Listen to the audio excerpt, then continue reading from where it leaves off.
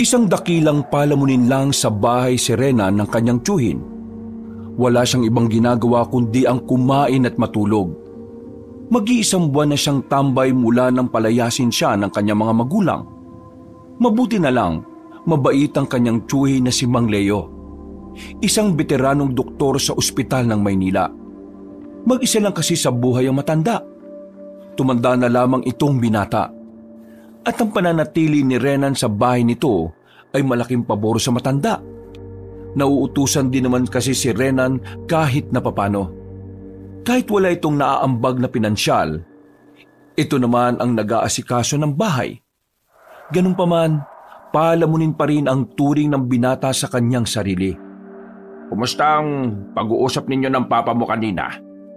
Nagkaharap na sila ng kanyang tiyuhin sa hapagkainan. Gabi na nun, 7:00. Ganitong oras talaga sila kumakain. At kailangang sabay silang dalawa kapag natataon na nasa bahay ang matandang lalaki. As usual, galit pa rin si Papa. Ikaw naman kasi, alam mo nang natanda na yung tao, iniinis mo pa lalo. Uncle, alam mo naman kasing hindi ko naman talaga trip yung trip nila ni Mama eh. Ano namang alam ko sa pagpapatakbo ng kainan nila sa Quiapo? Nakakapagod kaya yung ganong trabaho. Isa pa, ang dami ko namang kapatid. Makontento na sila sa mga yun. Hindi naman sa kinukonsinti kita ha. Pero alam mo, noong araw, ayaw ko rin sa gusto ng mga magulang ko. Sa gusto namin ng papa mo. Ang gusto kasi nila, magsundalo ako. Eto, doktor ako ngayon.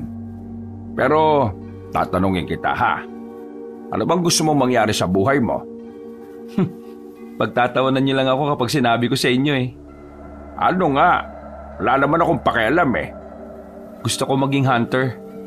Ha? Ano? Nang hayop? Nang kriminal? Ng mga kakaibang creatures. Hulaan ko. Dahil yan doon sa napuntahan ninyong bundok ano? Yung kinwento mo? Ang galing niyo talaga, Uncle. Gusto mo palang maging hunter. Manunugis ang tawag ng mga taga-amin dyan sa probinsya.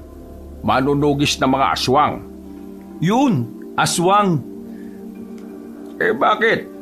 Nakita ka na ba ng ganon? Hindi pa. Pero doon sa napuntahan namin nung nakaraang buwan, yun ang usapan nila. Yun daw ang hinahanap ng mga manunugis. Uncle, naniniwala ka ba sa aswang? Uminom na muna saglit ang matandang lalaki ng tubig. Tumingin ito sa malayo at sandaling natawa. Oh, sabi ko na, tatawanan mo lang din ako eh. Hindi. Hindi ikaw ang pinagtatawanan ko. Alam mo kung bakit ako natatawa? Kasi, kahit na naging doktor ako at talagang maalam ako sa science, naniniwala pa rin ako hanggang ngayon sa mga aswang. Lalong naintriga ang binatang si Renan nang marinig ang sinabing yon ni Mang Leo. Inilapit nito ang upuan sa matanda para mas marinig ng malinaw ang mga sasabihin nito sa kanya. Talaga, Uncle? Naniniwala kayo sa aswang? Alam mo, kakaiba ka talagang tao. Karamihan sa mga binata ngayon dito sa syudad, mga advanced na ang utak. Puro gala, gimmick, puro katarantaduhan. Pero ikaw, kahit moderno na ang panahon, yung mga ganyang paniniwala pa rin ang pinagtutuunan mo ng pansin.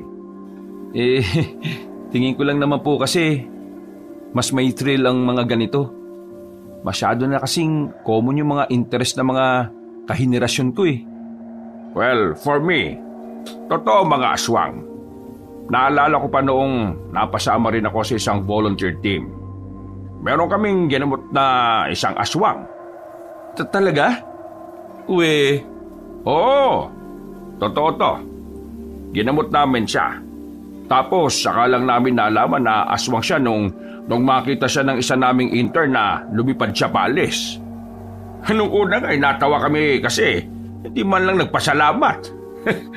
Pero kalaunan, kinilabutan din kami kasi napagtanto nga namin na aswang ang isang yon. Eh, anong ginawa nyo? Sinabi nyo ba sa boss nyo? Unfortunately, hindi sila naniwala. Napalingon silang dalawa sa telepono nang bigla yung nagring. Nagpaalam sandali si Mang Leo para sagutin ang tawag.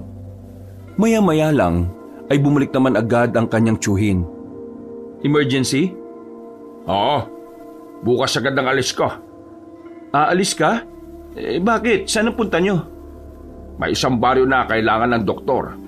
Lumalala na kasi ang tigdas ng mga bata doon sa isang probinsyang yon. Mahirap na't baka kumalat pa. Kailangan ng volunteer. Ako na pumatos. Walang may gusto eh. Di mag-isa lang kayo. Bakit walang may gusto? Di ba sinabi ko kanina yung tungkol sa aswang? Na-trauma na sila. Nag-alala sila na baka maulit na naman yung nangyari. Sila pa rin naman ang kasama ko ngayon sa departamento namin eh. Uncle, gusto ko sanang sumama.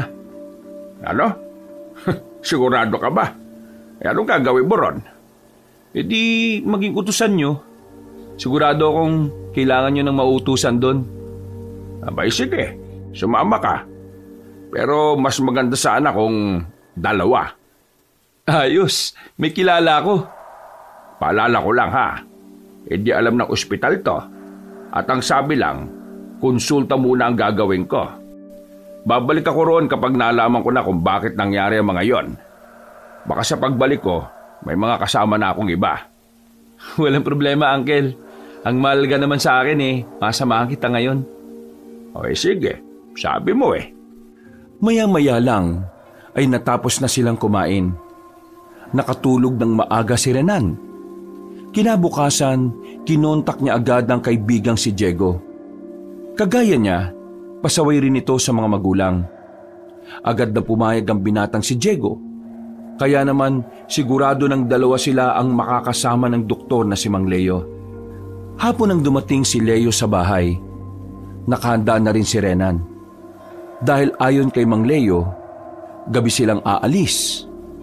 Para madaling araw lang makakarating na agad sila sa probinsyang yon. Hindi naman yon sobrang layo sa Maynila. Nasa Luzon lang din naman kaya magdamagang biyahe lang ang kailangan nilang gawin. Buti na lang, isinama ako ni Mang Leo. Buryong-buryong na ako ron eh. Nakakaboring ba maging pahalamunin? Oo pre, sobrang nakakaboring. Ikaw ba, hindi ka naboboring? Malamang hindi. Oh, nandiyan na pala si Uncle. Mabuti naman at nakahanda na rin kayo. Mag-ayos lang ako at aalis na rin tayo ha. Ito bang kaibigan mo ang isasama mo? Opo, ako po yun. Ayaw ko ng loko-loko ron ha. Tumungo na lamang ang dalawang binata. Maya-maya pa, natapos na rin ang matandang si Leo sa kanyang paghahanda. Gamit ang sasakyan ng matandang doktor, bumiyahe na rin sila dakong 8:00. Ito ang unang pagkakataon na makakasama si Renan sa trabaho ng kanyang tiyuhin. Wala siyang kaalam-alam kung ano ang mga ginagawa ni Mang Leo bilang doktor. Basta ang alam lamang ng binata ay nagliligtas ng buhay ang matandang lalaki. Renan, palitan lang tayo ng maneho ha. Alam mo namang medyo may edad na ako. Baka antukin ako sa biyahe. Langit talaga ang final decision natin kapag nangyaring nakatulog ako. Wala naman ng problema, Uncle. Marunong naman po ako magmaneho eh. Mga 10 oras yata ang biyahe natin eh. Kung hapon sana tayo nakalis, baka bago sana mag-umaga nandun na tayo. Kaso, gabi na tayo nakalis eh. Baka umagahin na tayo. Pero, depende kung hindi tayo matatraffic sa EDSA ha. Ayos lang naman ho. Sanay naman kami sa galaan eh. Hindi ito basta galaan ha. Trabaho ito. At huwag kayong aasa na malaking kita rito kasi volunteer work lang ito. Masaya na kami ni Renan na makagala kaming dalawa. Ay basta lahat lang nagsasabihin ko sa inyo, sundin nyo lang. At huwag na lang kayo masyadong makikipag-usap sa mga di nyo kilala. Hindi natin kilala kung anong klaseng mga tao ang naroroon. Tumango na lamang ang dalawang binata. Makalipas ang 3 oras, si Renan na rin ang pumalit sa pagmamaneho. Buhay na buhay ang diwa ng binata. Si Mang Leo at Diego ay mahimbing na ang pagkakatulog. Mga bandang 4:00, Nakarating na rin sila sa bukana ng probinsya na kanilang pupuntahan. Ginising na rin niya ang dalawa. Sarap ng tulog ah. Nakangapa tong si Diego. Ay, ganda kasi ng panaginip ko, pre. Ay, marami daw akong kasamang babae sa loob ng kwarto. Wow, swerte. Sana all. Mga babaeng kambing. Ay, si Raulo. Bigla silang nanahimik nang itigil ni Rena ng sasakyan sa gilid bago sila dumaan ng tulay. Nagtataka si Mang Leo at Diego. Nakikita nila sa refleksyon ng salamin na parang nagulat ang binata. Bakit, Renan? May problema ba? Uncle, wala na bang ibang daan? Meron, pero nilagpasan na natin yun eh. Ang layo na. Bakit ba? May nakita kasi ako sa tulay na yan eh. Lalaki may pakpak. Lumipad papuntang ilalim ng tulay. Agad na tinapik ni Diego ng malakas ang balikat ni Renan. Akala kasi ng binata ay pinagtitripan lang sila ni Renan para mas magising ang kanilang diwa. Uy, maayos ka nga. Hindi, pre. Di ako nagbibiro. Uncle, nakita ko talaga. Diretso mo na lang. Sigurado ka ba, Uncle? Oo, diretso mo. Hayaan mo sila. Hindi ba aswang yon? Aswang man sila o ano, basta diretso mo. Hindi ka dapat magpakita ng takot. Ha? Seryoso ba kayo? Pinatatayo nyo balahibo ko eh. Ano sa tingin mo? Nagbibiro ako? Sige na, yabante mo. Marahang pinatakbo ni Rena ng sasakyan. Noong mga sandaling yon ay nanlalamig na sa kaba ang kanyang palad. Nang nasa tulay na sila, naririnig pa nila sa labas ang mga kakaibang tunog na nanggagaling sa kung saan. Maya-maya pa, meron na rin silang naririnig na pagaspas ng pakpak. Dinig na dinig nila kahit na nakasarado naman ang lahat ng bintana. Ano yun? Mang Leo, totoo ba na aswang yun? Gusto mo ba malaman? Pwede ka namang lumabas. Binilisan ni Rena ng pagpapatakbo nang makalagpas na sila. Pero dahil sa ginawa niya, tila nabulabog din nila ang pananahimik ng mga nilalang na naroroon. Lalong tumaas ang level ng kaba ng binata. Hindi niya alam kung saan nagmumula ang mga ingay sa labas. Kaya naman, mas lalo niya pang binilisan. Bakit ka kasi bumobomba? Nabulabog mo tuloy. No choice, Uncle eh. Baka bigla silang sumampa sa sasakyan natin. Ay sige na, bilisan mo na. Todo na to. Makalipas lang ang halos 5 minuto, nakalayo na rin sila sa tulay. Wala na rin silang nararamdaman na nakasunod sa kanila.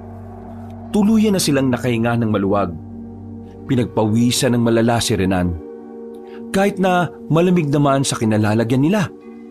Uncle, alam mo na ba na mangyayari to? Hindi.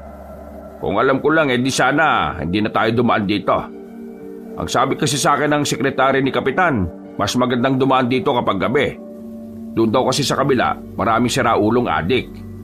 Di, totoong aswang nga yung nakita natin. At totoo niyan nakarating na ako rito noon. At sa probinsyang ito nangyari yung ikinuwento ko sa iyo tungkol sa mga aswang. Pambihira. Bakit hindi niyo naman sinabi kaagad? Di ka naman nagtatanong Kung totoo ngang may mga aswang dito, gusto ko lang malaman safe ba tayo dito? Tingin ko naman safe naman tayo. Kapag nakarating na tayo sa barangay Magsilang, marami na mga tao ro na pwede nating hingan ng tulong. Pero ito lang ipapakiusap ko sa inyo Huwag na muna kayo maingay na may nakita tayong mga aswang. Wala tayong alam kung ano ang opinyon nila sa bagay na yon. Mga dakong 6:00 na nang maratingan nila ang barangay Magsilang. Tumigil na muna sila sa labas ng barangay at kinontak ang kapitan.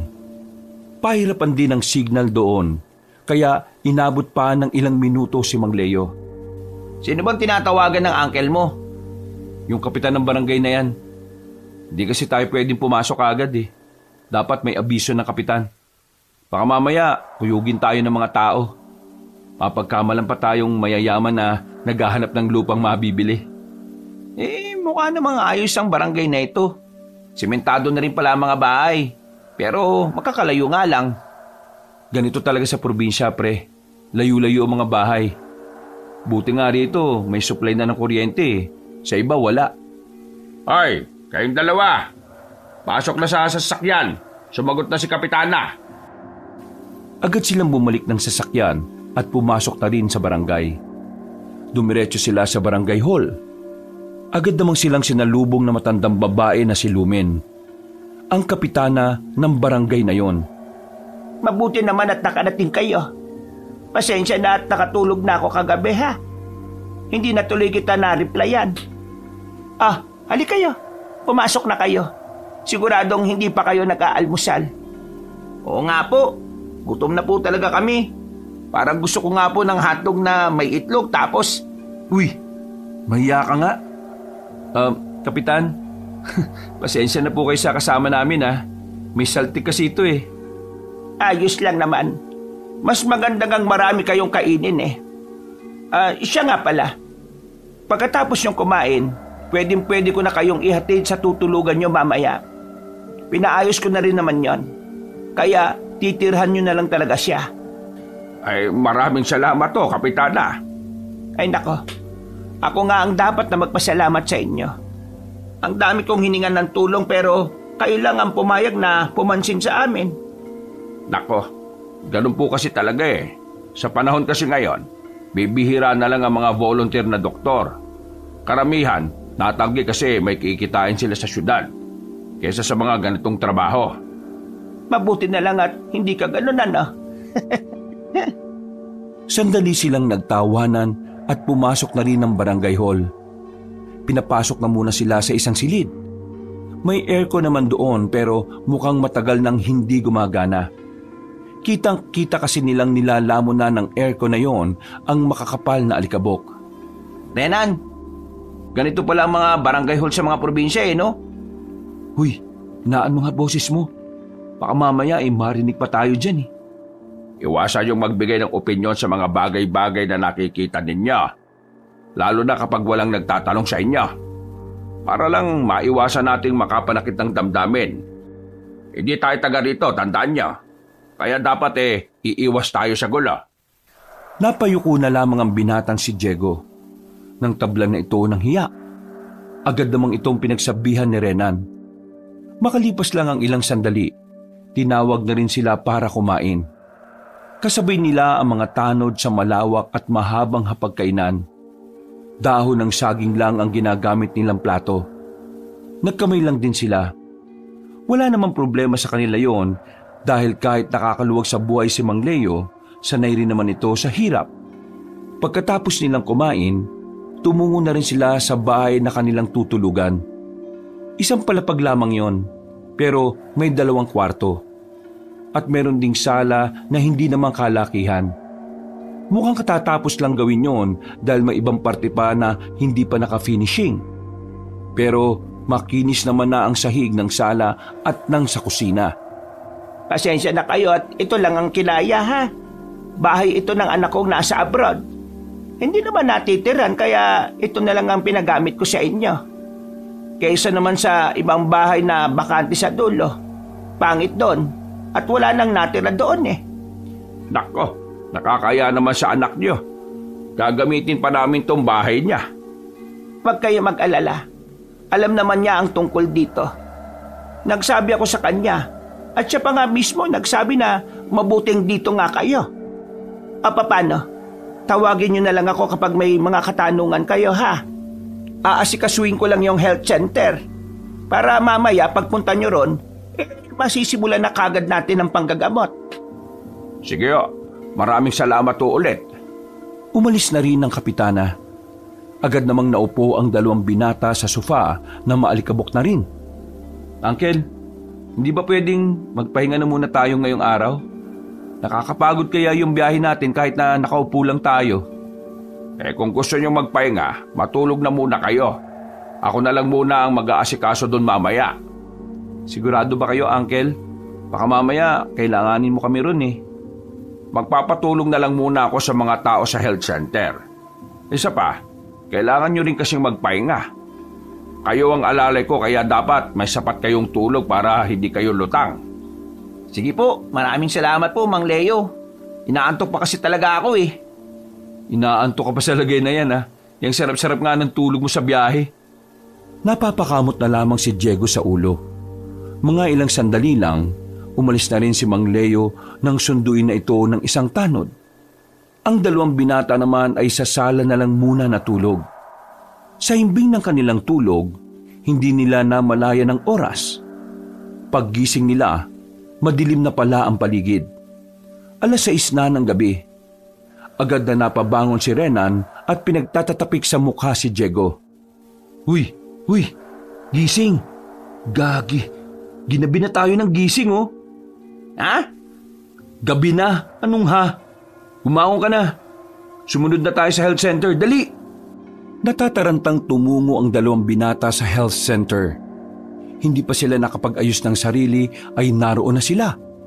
Pero laking pagtataka nila nang abutang nakapatay na ang ilaw roon. Wala nang katao-tao.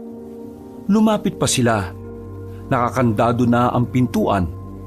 Napapaisip ang dalawa kung saan nagtungo si Mang Leo. Gayong wala naman itong ibang pupuntahan sa lugar na yon. Teka, ano ba nangyari sa taong yun? Di kaya kinuha na siya ng mga aswang na nakita natin? Uy, huwag ka nga magsalita ng ganyan. Baka may makarinig pa sa'yo eh. Malabo yung iniisip mo. Marami ng tao rito kaya imposibleng lapitan pa siya ng mga aswang. Nasaan ang tiyo mo kung ganon? Bakit akong tatanungin mo? Alam mo namang sabay tayong gumising. Tulig ka rin pala eh. Di ang mabuti pa. Pumunta tayo sa barangay at tanungin natin si Kapitan. Buti naman at may naisip ka rin matino ano. Wala silang sinayang na pagkakataon. Tinakbo na nila ang daan patungo sa barangay hall. Buti na lang at naabutan pa nilang papalabas ng gate ang matandang babae. Napangiti pa nga ito nang makita silang dumating. Mawalang galang na po, Kapitana. Magandang gabi na rin po. Pero nakita niyo po ba si Uncle Leo? Alam niyo po ba kung nasaan siya nagpunta? Si Leo ba? Hindi pa ba nakakauwi? Kanina kasi, pagtapos niya sa health center sinabi niya sa akin na maghahanap lang daw siya ng dahon sa gubat. Malapit lang naman ang gubat dito kaya sabi ko, sige. Alam ko kasing makakauwi siya agad. Pero wala pa pala siya. Wala pa rin po kasi. Kakagising lang din po namin. Kaya wala rin po kaming alam. Di bale, kami na lang po maghanap. Masasama ko na lang kayo sa mga tanod ko. Ay, wag na po. Nakakaya naman po. Alam ko rin naman pong pagod sila ngayong araw. Hayaan na lang po natin sila makapagpahinga. Maana ka talaga sa tiyuhin mo. Mabait. O sige, balitaan niyo na lang ako kapag nahanap niyo na si Leo. Maraming salamat po ulit. Dali-daling tumakbo ang dalawa sa direksyon na itinuro sa kanila ng kapitana. Kahit medyo madilim na, ay hindi sila nakaramdam ng takot. Ang mahalaga na lamang sa kanila ay mahanap ang matandang si Mang Leo. Pero halos 10 minuto na silang naghahanap sa gubat ay wala naman silang makitang kahit anino man lang na matandang doktor. Hindi na sila lumayo pa dahil nababahala sila na baka hindi na sila makabalik. Wala silang nagawa kundi ang umalis na lamang at bumalik sa bahay. Sa puntong ito, nagsimula ng kabahan si Renan. Ayaw man niyang isipin pero pakiramdam niya may kinalaman ang mga aswang sa pagkawala ng kanyang tiyuhin. Pambihira naman oh. Ngayon pa talaga nawala si Uncle. Saan ba kasi nagpunta yung isang yun? Baka nga nakuha na siya ng aswang. Napatingin silang dalawa sa pintuan sa gilid nang bigla itong magbukas. Lumabas mula roon ang matandang si Leo na papikit-pikit pa. Nakahinga naman sila ng maluwag nang malamang nasa ligtas na kalagayan pala si Mang Leo. Bakit pa ang lakas ng boses ninyo? Ano bang problema? Buti naman at nandiyan ka lang pala. Akala namin hindi ka na nakalabas ng gubat Kanina pa po ba kayo dyan natutulog? Siguro nung 1 oras na kayong tulog natulog na rin ako. Wala pa naman kasing gagawin sa health center. Nagkaroon lang naman ng check-up sa akin yung ibang health workers doon. Diyos ko, akala ko talaga napano ka na anong balita sa kanila? Hindi naman tigdas ang tumama sa kanila Hindi tigdas? Kung ganun, ano po? Yon ang hindi ko pa nalalaman. Kanina, nagpunta ako sa gubat para sana maghanap na lang ng halamang gamot. Baka kako mas epekto ang halamang gamot na mahahanap ko. Pero hindi ko pa alam kung magiging ayos sila sa nakuha ko kanina. Bukas ko pa malalaman. Di kung ganun, yung mga dala nating gamot, hindi na natin magagamit? Hindi na. Hindi natin pwedeng gamitin yon kasi pangtigdas lang yon. Kakaibang sakit yung dumapo sa kanila. Pero ito ang ipinagtataka ko. Hindi naman nakakahawa to pero bakit marami sa kanila ang merong ganon? Hindi nakakahawa? Pero teka, paano dumami ang kaso ng ganyan? Baka sa kinakain nila. Yan ang aalamin natin. Kaya nga bukas, sumama na kayo sa akin sa health center. Seryoso silang tiningnan ni Mang Leo. At sa tingin na yon, alam ni Rena na kailangan na rin nilang seryosohin ang mga nangyayari. Nawala pansamantala sa kanilang isipan ng tungkol sa mga aswang. Dahil kinaumagahan, agad nilang inasikaso ang mga dapat nilang gawin. Pagdating nila sa health center, pinaalam ni Mang Leo sa kapitana na hindi tigdas ang sakit na meron sa mga residente. Nang malaman din ng lahat na hindi naman nakakahawa ang mga yon, tila guminhawan na rin ang pakiramdam nila. Dahon ng gabi at dahon ng tanglad na ibinabad sa suka at asin. Yun ang remedyong gamot na ginamit ni Mang Leo. Pinapahid niya lamang yon sa mga pantal na umuumbok. Epektibo naman yon. Dahil ang mga health workers na nauna ng ginamitan ni Mang Leo ay unti-unti na ring umiimpis sa mga pantal. Sa katunayan, hindi naman talaga gawain ni Mang Leo ang ganon. Dahil nga nasanay siya sa panggagamot na inaasa lang lahat sa ospital. Kailanman ay hindi niya maiisip na mamimitas siya ng dahon para manggamot. Pero alam naman din niya na mas mainam ang herbal. Natutuhan niya yon sa kakilala niyang albularyo sa Capiz. Di ba gawain ng albularyo yung ganyan? Albularyo ba yung tsuhin mo? Baliw, hindi. Pero di ba nakakatawa? Kasi ang mga doktor hindi naniniwala sa mga albularyo. Pero yung ginagawa ni Uncle, natutunan niya raw yan sa kakilala niyang albularyo sa Capiz. Pero ang malaga naman nagagamot niya yung mga tao. Nababawasan na rin ang pangamba nila. Kasi di ba kung sakaling tigdas nga yan malala na. Baka mamatay silang lahat. Mismo. Kaya magpasalamat na lang tayo. Kasi mukhang mapapaaga-uwi natin ito. Maghapon silang nasa center. Aligagarin ng 2 binata sa kakaasikaso ng mga pasyente. Bukod kasi sa halamang gamot na nadiskubre ni Mang Leo, binibigyan na rin sila ng mga yon ng gamot para sa mas mabilisang paghilom. May ilang pantal kasi na talaga namang nagsugat-sugat na. Dakong 5:00 ng hapon, pinatigil na muna ng kapitana ang panggagamot. Wala kasing hintu-hinto sila Mang Leo. Kaya nagdesisyon si Aling Lumen na itutuloy na lamang ito kinabukasan. Maraming salamat talaga, Leo. Tingnan mo ang mga tao ko, Medyo gumaganda na ang pakiramdam nila. Yung mga pantal nila umiimpis na rin. Paano mo nalaman na ang dahon na yun ang gamot sa pamamantal nila? Paano mo nalaman na hindi tigdas ang problema ng barangay na ito? Matagal na po kasi akong doktor. Alam na alam ko na kung ano ang itsura ng tigdas at kung ano ang mga sintomas nito. Hindi ko kasi nakita mga yun sa pamamantal nila At yung sa dahon naman, kumbaga sumugal lang din naman ako. Naalala ko lang kasi yung turo sa akin ng kaibigan ko na manggagamot din. Nako, maraming salamat talaga. Hindi kami nagkamali ng pagpili sa ospital na nilapitan namin.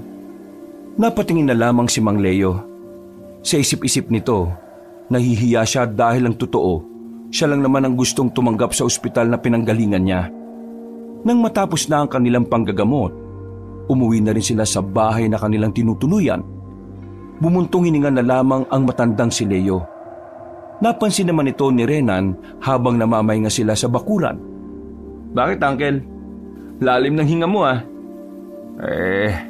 Ang totoo niyan, hindi totoong ako ang nakatuklas ng halamang gamot na ginamit ko. Teka, anong ibig niyo sabihin, Uncle? Nung pumunta ako sa gubat, may nakita kong babae. Bata pa eh, parang kaedad nyo. Basta, nagpakilala siyang albularyo sa akin. Albularyo? Yung babae, kaedad namin? Oo, bata pa siya tapos maganda, maputi. Itsura pa lang niya parang albularyo na. Ang dami niyang suot na burloloy sa katawan eh. Basta, habang naghahanap ako, may itinuro siya sa akin na halaman. Yun daw ang gamot. Nang tanungin ko naman siya kung bakit ayaw niya siyang gumamot sa mga tao, bigla na lang siyang umalis. Ganun lang yung pag-uusap niyo tapos naniwala na kagad kayo na yung dahong yun ang makakagamot?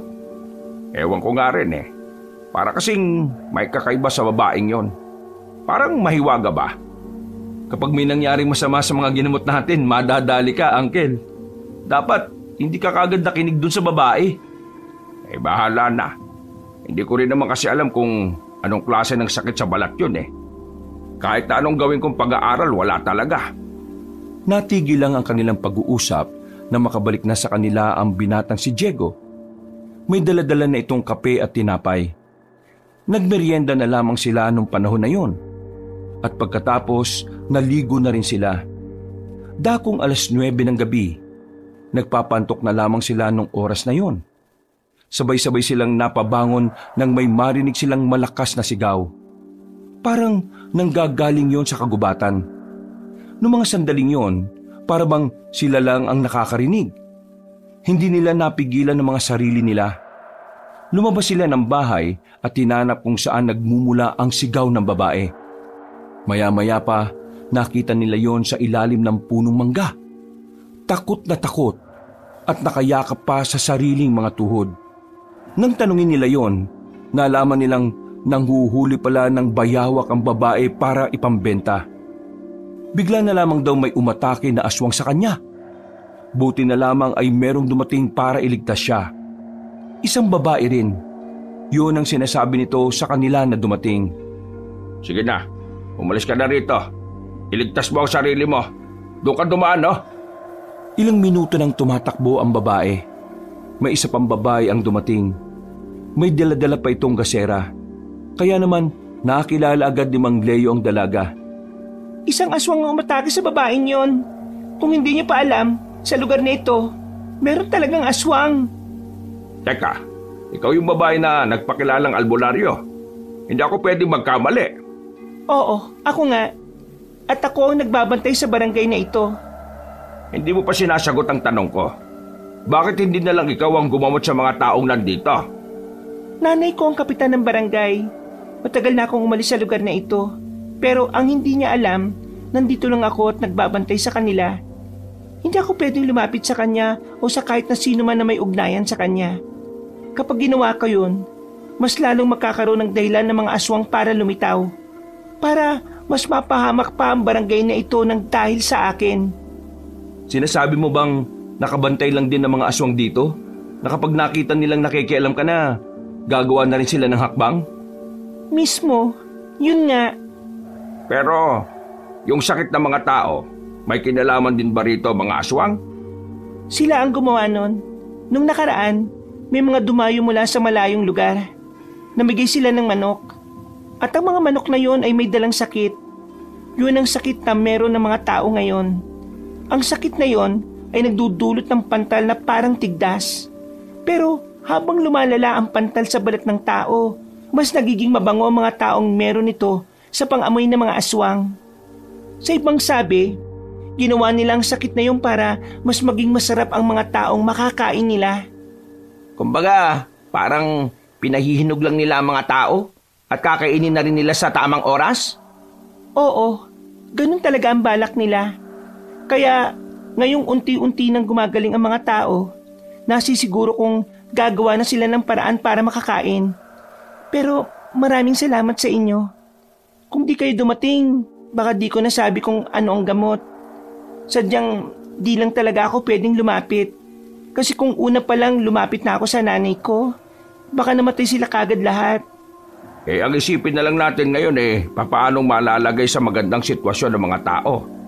Sa totoo lang, naniniwala rin naman kaming may aswang. Sa katunayan, bago kami makarating dito, May mga nakita kaming aswang. Hinabol pa nga kami. Buti na lang hindi kami naabutan. Nilagay niyo ang sarili niyo sa panganib. Ang lugar na ito ay dati pang pasyalan ng mga aswang. Hindi lang sinasabi sa inyo ng nanay ko dahil baka hindi kayo tumuloy.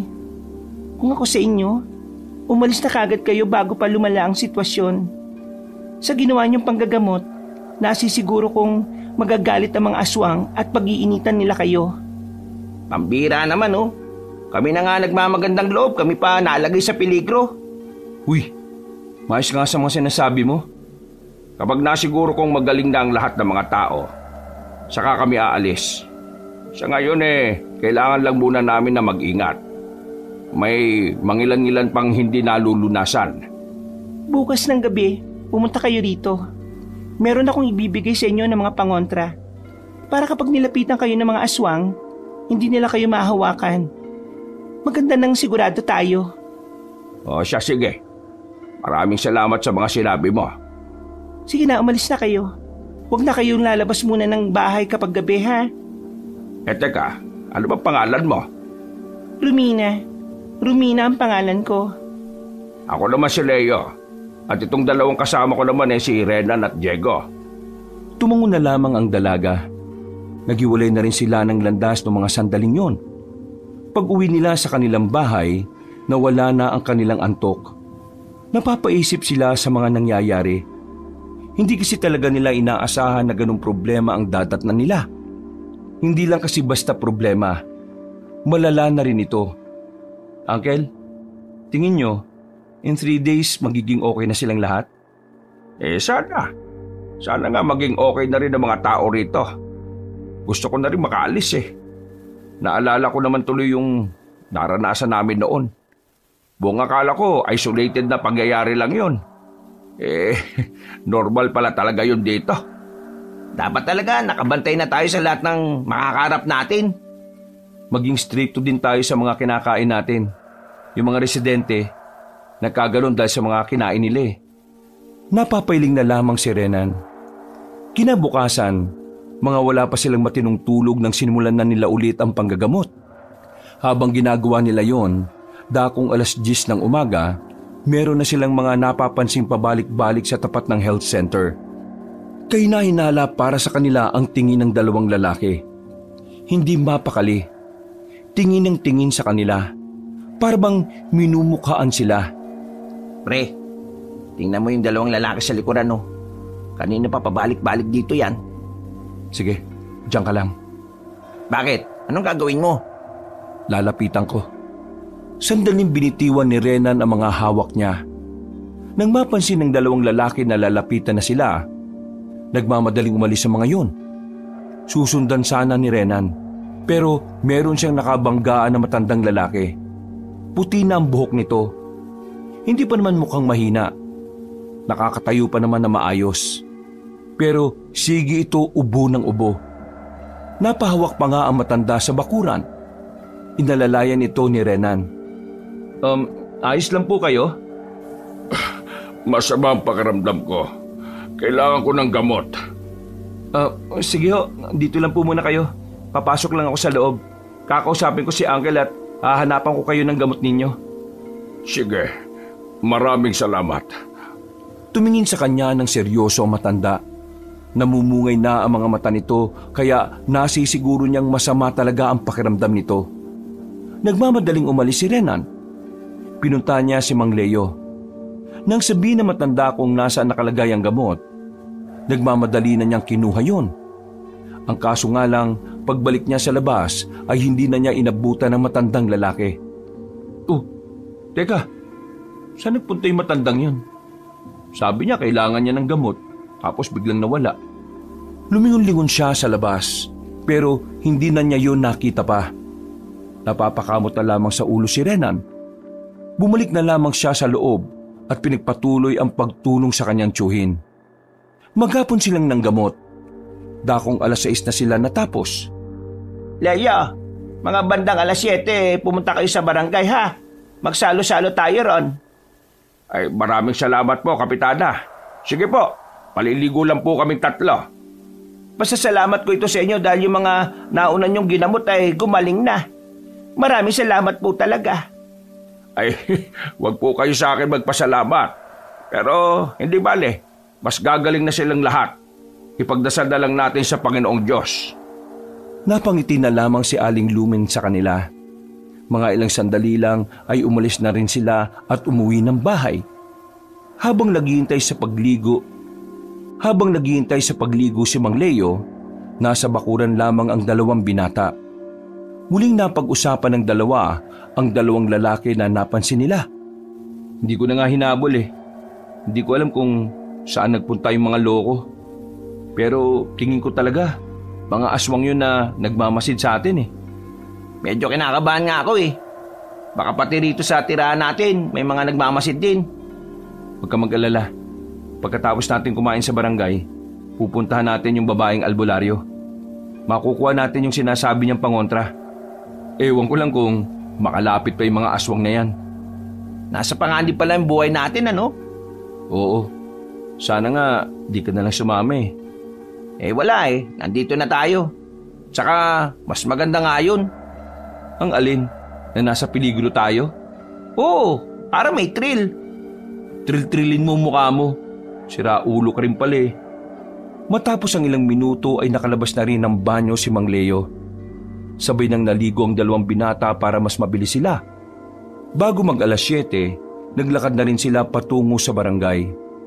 Kampante naman sila dahil sinundo sila ng 4 na tanod. Pagdating nila sa barangay, agad silang nagsalo-salo roon. Naging maganda naman ang kanilang hapunan. Pero pagkatapos noon, dito na dumaloy ang kakaibang kaba sa kanilang kalooban. Papunta na kasi sila sa bundok. Bawat madaanan nila, para bang may nakamasid na mata sa kanilang tatlo.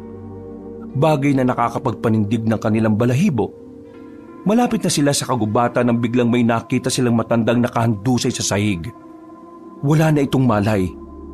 Nang iharap nila ang matanda, namukha nito ni Renan. Uncle, siya yung matandang nangihingi ng gamot kanina. Sobrang edit niya. Mataas ang laglat niya. Kailangan natin siyang gamutin. Pero, paano ang pakikipagkita natin dun sa babae? Uncle, ako na lang muna ang tutuloy. Hindi pwedeng di tayo magkakasama. Unahin na muna natin to. Buhay ang nakataya rito. Pinagpaliban na muna nila ang pakikipagkita sa babaeng si Romina. Inuna nila ang matandang tila naghihingalo na. Nung mga sandaling yon, naisipan ni Mang Leo na dumiretso sa health center. Mabuti na lamang ay naabutan pa nila ang nangangalaga roon kaya nakiusap silang gamitin muna ang lugar. Pumayag naman yon dahil emergency. Noong mga sandaling yon, mas lalo nang tumaas ang lagnat na matandang lalaki. Hindi alam ni Mang Leo kung ano ang dahilan kaya ang una nitong ginawa, sinuri nito ang buong katawan. Uncle, anong gagawin natin? Ano bang sakit niya? Hindi ko pa rin alam. Mabilis ang tibok ng puso niya eh. Mataas ang lagnat. Kaya hindi kakayanin na malaman agad ngayon kung ano ang rason na mataas niyang lagnat. Gising na siya oh. Manong, anong nangyari sa inyo? Bakit kayo nilalagnat? Hindi agad nagsalita ang matanda. Tila kinikilala muna sila nito. Manong, isa akong doktor. Sabi mo sa akin kung anong nararamdaman mo at matutulungan kita. Yung hita ko, may bukol. Pakiusap, tulungan niyo akong alisin. Saan bang hita? Sa kanan, dito sa kanan. Agad nilang tiningnan ang hita na matanda. Pagtingin nga nila roon, nakita nila ang malaking bukol. Ayon sa matandang pasyente, bigla na lamang yung tumubo.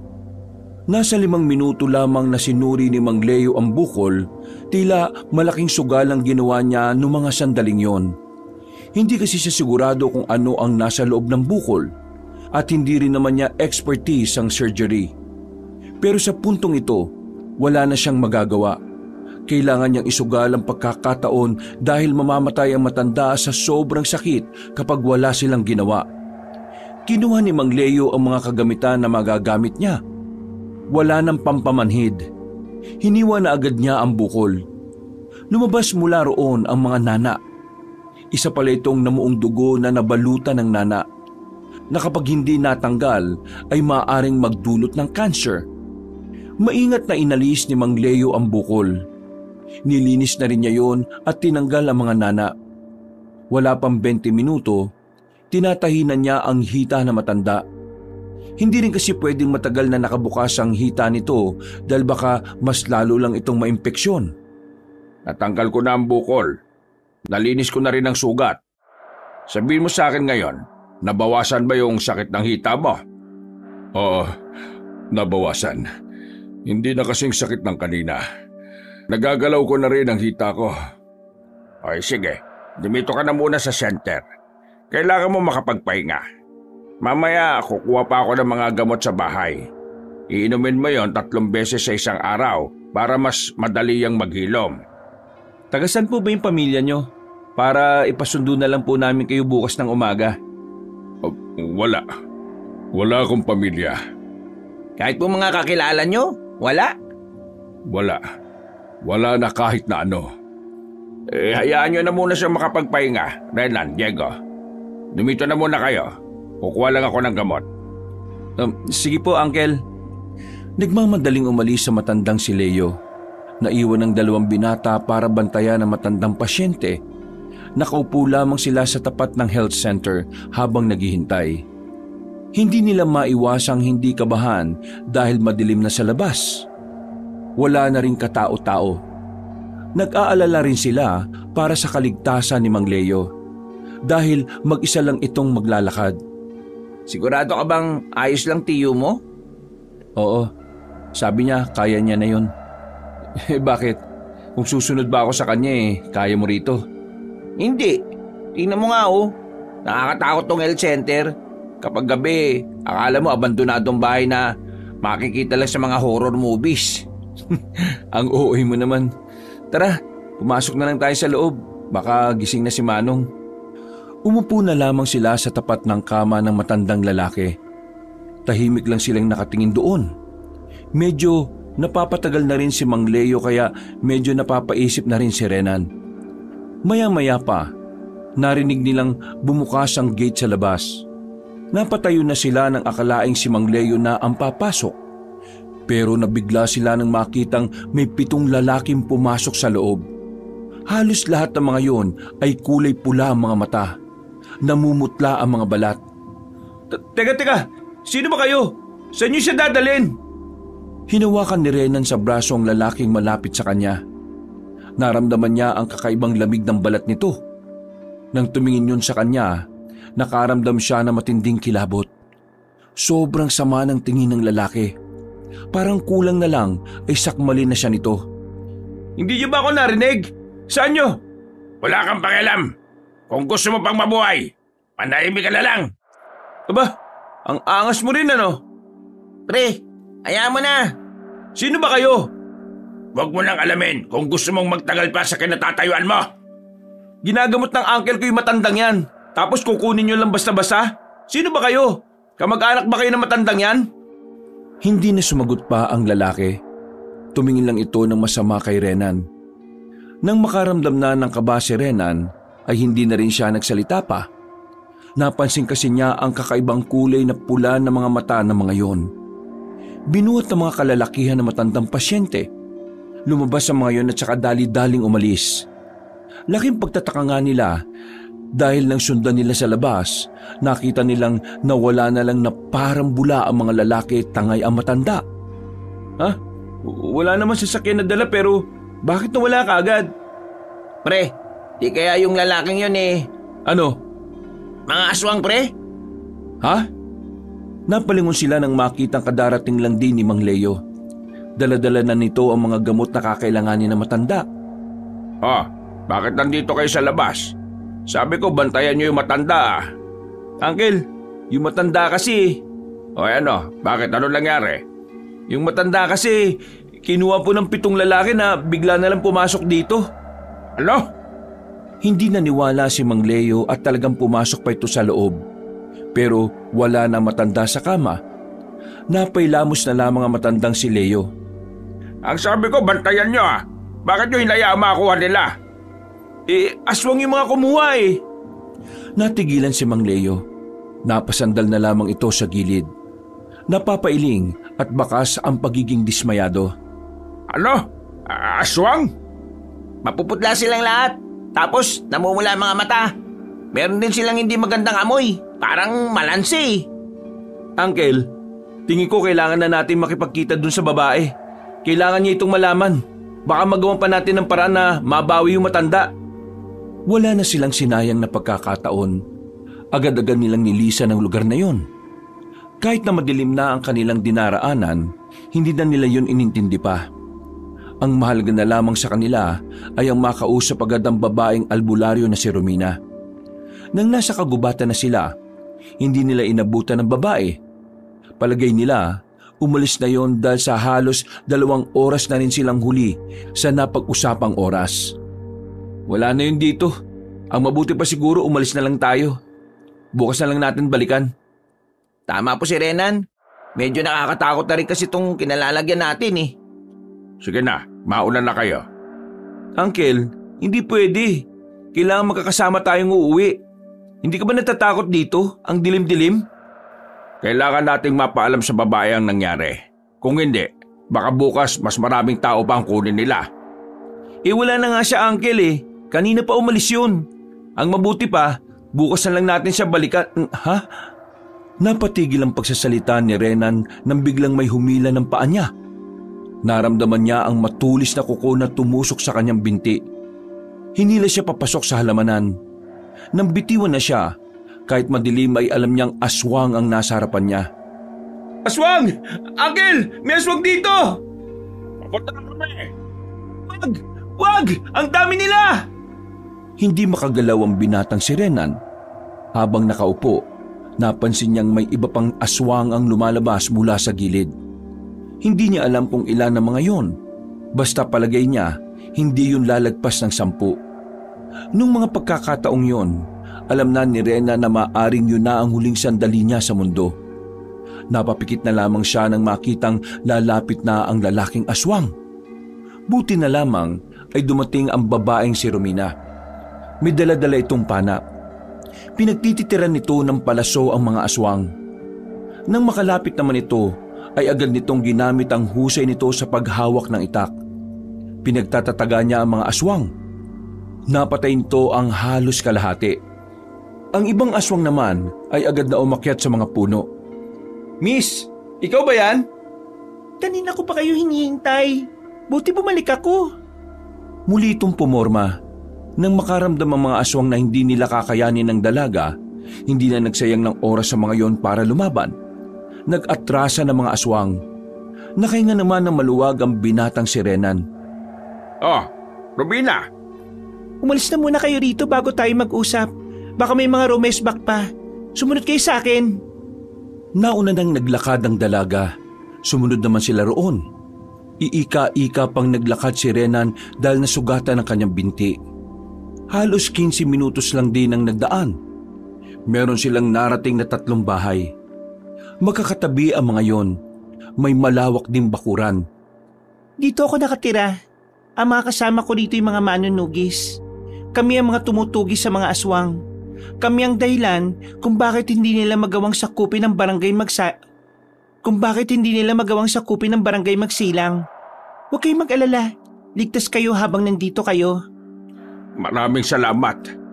Napahawak na lamang sa dibdib si Renan.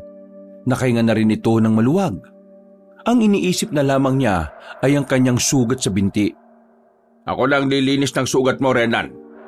Nadala ko naman dito yung mga gamit ko eh. Sige na, umupo ka na dyan. Kukuha lang ako ng pwede nating higupin.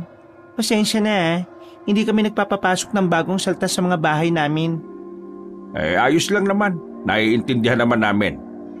Halos maihina sa salwal ang binatang si Renan nang simulan na ng kanyang tiyuhin ang paglilinis ng kanyang sugat. Pawis na pawis ang binata kahit na malamig naman noong mga sandaling yon. Makalipas lang ang halos 20 minuto ay natapos na rin yun. Napasandal na lamang si Renan sa tabi ng puno. Tableya yan. Mainit-init pa. Gawa yan ng pinakamatandang manunugis sa amin nung buhay pa siya. Noong nakaraang linggo lang siya na mayapa. Mga aswang din ang may kagagawan. Sinabi mo ba talaga yan para di na kami makatanggi? Bakit ka naman tatanggi? Masarap naman ang tableya. May gatas pa oh. Romina, may gusto rin pala kaming ikwento sa'yo. Tungkol saan? Tungkol ito sa kung bakit kami natagalan. Kanina kasi, pagtapos ng kainan sa barangay, dapat pupunta na rin talaga kami sa'yo. Ang kaso nga lang, may matandang lalaki ang bigla na lang naming nakitang nakahandusay. Tinulungan namin siya kasi trabaho naman talaga ni Uncle na magligtas ng buhay.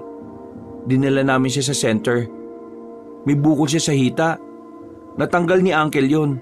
Kaso nung matapos na, may mga kalalakihan na dumating. Palagay namin mga aswang yun eh. Kinuha nila yung matanda. Pinagbantaan pa kami. Dahil sa kwentong yun ni Renan, nagbago ang reaksyon ng mukha ni Romina. Nabalot ito ng pagkabahala. Kinabahan naman sila Renan dahil sa naging reaksyon nito. Bakit, Romina? May problema ba? Ginamot nyo ang supremo ng mga aswang. Ginamot nyo ang supremo ng mga aswang. Napalakas ang pagkakasabi ni Romina kaya napukaw din ito ang atensyon ng ibang kasamahan. Lumapit na rin ang mga yon. Ang iba ay masama na ang tingin sa tatlo. Supremo ng mga aswang ang matandang yon? Paano nangyari yun eh? Hinang-hina naman nun. Siya ang pumaslang sa sinasabi ko sa inyong pinakamatandang manunugis. Naglaban silang dalawa at ang bukol niya sa hita ang kasamaan namin ang may gawa nun. Isa yung sakit na nakamamatay na sinadyang ilagay sa supremo para mawala na siya sa mundo. Bakit nyo inalis ang bukol? Sa ginawa nyo, mas binigyan nyo lang siya ng pagkakataon na maghasik ng lagim. Ngayong magiging maayos na ulit ang supremo nila. Mas lalakas na ulit ang kanilang loob. Teka lang naman. Bakit kayo ganyan? Bakit parang kasalanan pa namin? Wala naman kaming alam sa supremo na yan. Ang unang pumasok sa isipan ko ay tulungan siya dahil kailangan niya ng tulong medikal. Ginawa ko lang ang trabaho ko. Kung alam ko lang na isa siyang aswang at pinuno siya baka binali ko pa yung prinsipyo ko bilang doktor. Pero wala talaga akong kaalam-alam Wala namang mangyayari kung sisisihin niyo pa kami. Nabiktima lang naman kami ng panloloko nila Baka sinadya nila yon dahil alam nilang may doktor na galing sa Maynila. Ang isipin na lang natin ngayon, paano natin mapaghahandaan ang pag-asik nila? Madali lang sabihin ang paghandaan, pero wala kayong alam sa tunay na nangyayari. Malakas ang supremo at wala na ngayon dito ang pwedeng makatalo sa kanya. Anong magagawa natin ngayon? Nangyari na. Huwag nyo kaming sisihin. Sana kasi kung di nila kami pinapunta rito, hindi naman mangyayari ang lahat ng to Tama na, Renan. Walang mangyayari kung magtuturoan tayo. Romina, wala na tayong magagawa. Kailangan natin gawin. Ang kailangan natin gawin, mag-isip kung paano natin maiiwasan ang gulo. Wala akong maisip. Buhay na ang pinuno nila. Wala nang paraan para manalo pa kaming manunugis. Maaga ka kasing nawawalan ng pag-asa Hindi mo pa nga sinusubukan mag-isip. Wala ka sa kalagayan namin. Kaya kahit na kailan, hindi mo ako maintindihan. Ang mabuti pa, umuwi na lang kayo sa Maynila para hindi na kayo madamay pa. Naglakad paalis ang dalaga. Napapailing na lamang si Renan nung mga sandaling yon. Hindi siya makapaniwala na ganoon kababaw ang pangunawa ng dalaga. Ang immature naman niya. Wala naman talaga tayong ideya na supremo na pala ng mga aswang yung ginagamot natin. Alam nga namang tanungin muna natin bago siya tulungan, di ba? Mga babae nga naman, Nanatili na muna sila roon. Hinintay lang nilang lumamig ang ulo ni Romina. Maya-maya lang, binalikan na sila nito at tumingi sa kanya ng pasensya. Agad naman nila itong tinanggap. Ngayon, sabihin mo sa amin, ano ang pwede naming maitulong sa problemang ito? Marami ang mga aswang, kakaunti lang kami. Nangangalap kami ng mga tao sa bawat barangay o baryo. Kailangan namin ng tao. Ang mabuti pa, sumali kayo sa amin. Nang marinig yun ni Renan, naisip agad niya na baka mas lalo silang mapatagal doon. Maabalang trabaho ng kanyang uncle kapag nagkataon. Uncle, hindi tayo pwede magtagal. Baka nakakalimutan yung may trabaho ka pa sa Maynila. Tama po si Renan. Ngayong nagiging maayos na mga nagamot nating residente, baka bukas makakauwi na rin tayo. Hindi. Mauna na kayo sa Maynila. Ha? Uncle, ano pinagsasabi nyo? Anong sasabihin namin kapag hinanap ka sa amin ng mga katrabaho mo? Renan, hindi kaya ng konsensya ko na iiwan ko ang lugar na ito ng magulo. Ako ang dahilan kung bakit makakalaban nila ulit ang Supremo na dapat patay na. Kayo naman ang nagsabi. Ginawa nyo lang ang trabaho nyo. Kaya bakit kayo makukonsensya? Sundin nyo na lang ang gusto ko. Umuwi na kayo ng Maynila at magpapaiwan ako rito. Napapailamos na lamang sa muka ang binatang si Renan. Noong mga sandaling yon, alam niyang hindi na niya mapipigilan pa ang kanyang tiyuhin. Kapag nakabuo na kasi ito ng desisyon, malabo nang magbago ang isip nito. Sige, kung yan ang gusto nyo. Mabuti naman at mabait kang bata. Batang sinasabi niyo dyan. Bumuntong hininga na lamang si Renan. Dismayado siya sa desisyon ng kanyang tiyuhin. Pero wala na siyang magagawa. Kailangan na lamang niyang tanggapin. Doon na rin sila nagpalipas ng gabi. Naglatag na lang ng kawayang papag si Romina at nagsiksika na lang sila roon. Kinaumagahan, nagkaroon na rin sila ng lakas ng loob para umalis. Bumalik na sila sa barangay Magsilang. Nang makauwi na sila sa kanilang bahay, sinimulan na ni Renan ang mag-impake. Gagamitin nila ang sasakyan ni Mang Leo sa pag-alis pagsapit ng gabi. Tahimik lamang si Renan. Hindi niya kinikibo ang kanyang tiyuhin. Masama pa rin ang kanyang loob. Gusto niya kasi talagang kasama na niya ang matanda sa pag-uwi. Alam niya kasing delikado na ang susunod na mga mangyayari. Kung noon ay gustong-gusto ni Renan ang mga ganoong bagay, ngayon ay tila kinakaayawan niya na ito nang mapagtanto niyang sobrang peligroso nito. Alam kong galit ka sa akin. Pero sana maintindihan mo, Renan. Hindi lang talaga matahimik ang kalooban ko na umalis ng ganito. Pero Uncle, sana naisip mo rin kung ano yung mga maiiwan mo sakaling mamamatay ka. Diyan sa gagawin mo. Anong alam mo sa pakikipaglaban sa mga aswang? Tutusukin mo sila ng mga gamit mo? Babatuin mo ng gamot o kaya sasampalin ng gloves? Ikaw talaga Huwag ka na magalit. Tuturuan naman ako nila Romina doon. Mang Leo, kapag namatay ka, sa akin mo nalang pamana yung kotse ha. Ayaw yata ni Renan Binatukan na lamang ni Renan ang binatang si Diego. Kinatanghalian, naging abala ang matandang doktor sa pagluluto. Habang ang dalawang binata naman ay nasa bakuran lang. Hindi pa rin matahimik ang kalooban ni Renan. Pakiramdam niya kasi ayaw niyang iwan ang kanyang tiyuhin. Habang nagmumuni-muni sa labas, tiningnan niya ang pulseras na nakasuot sa kanyang kaliwang kamay. Isa itong maliit na tali at merong palitaw na itim na bato. Galing kay Romina.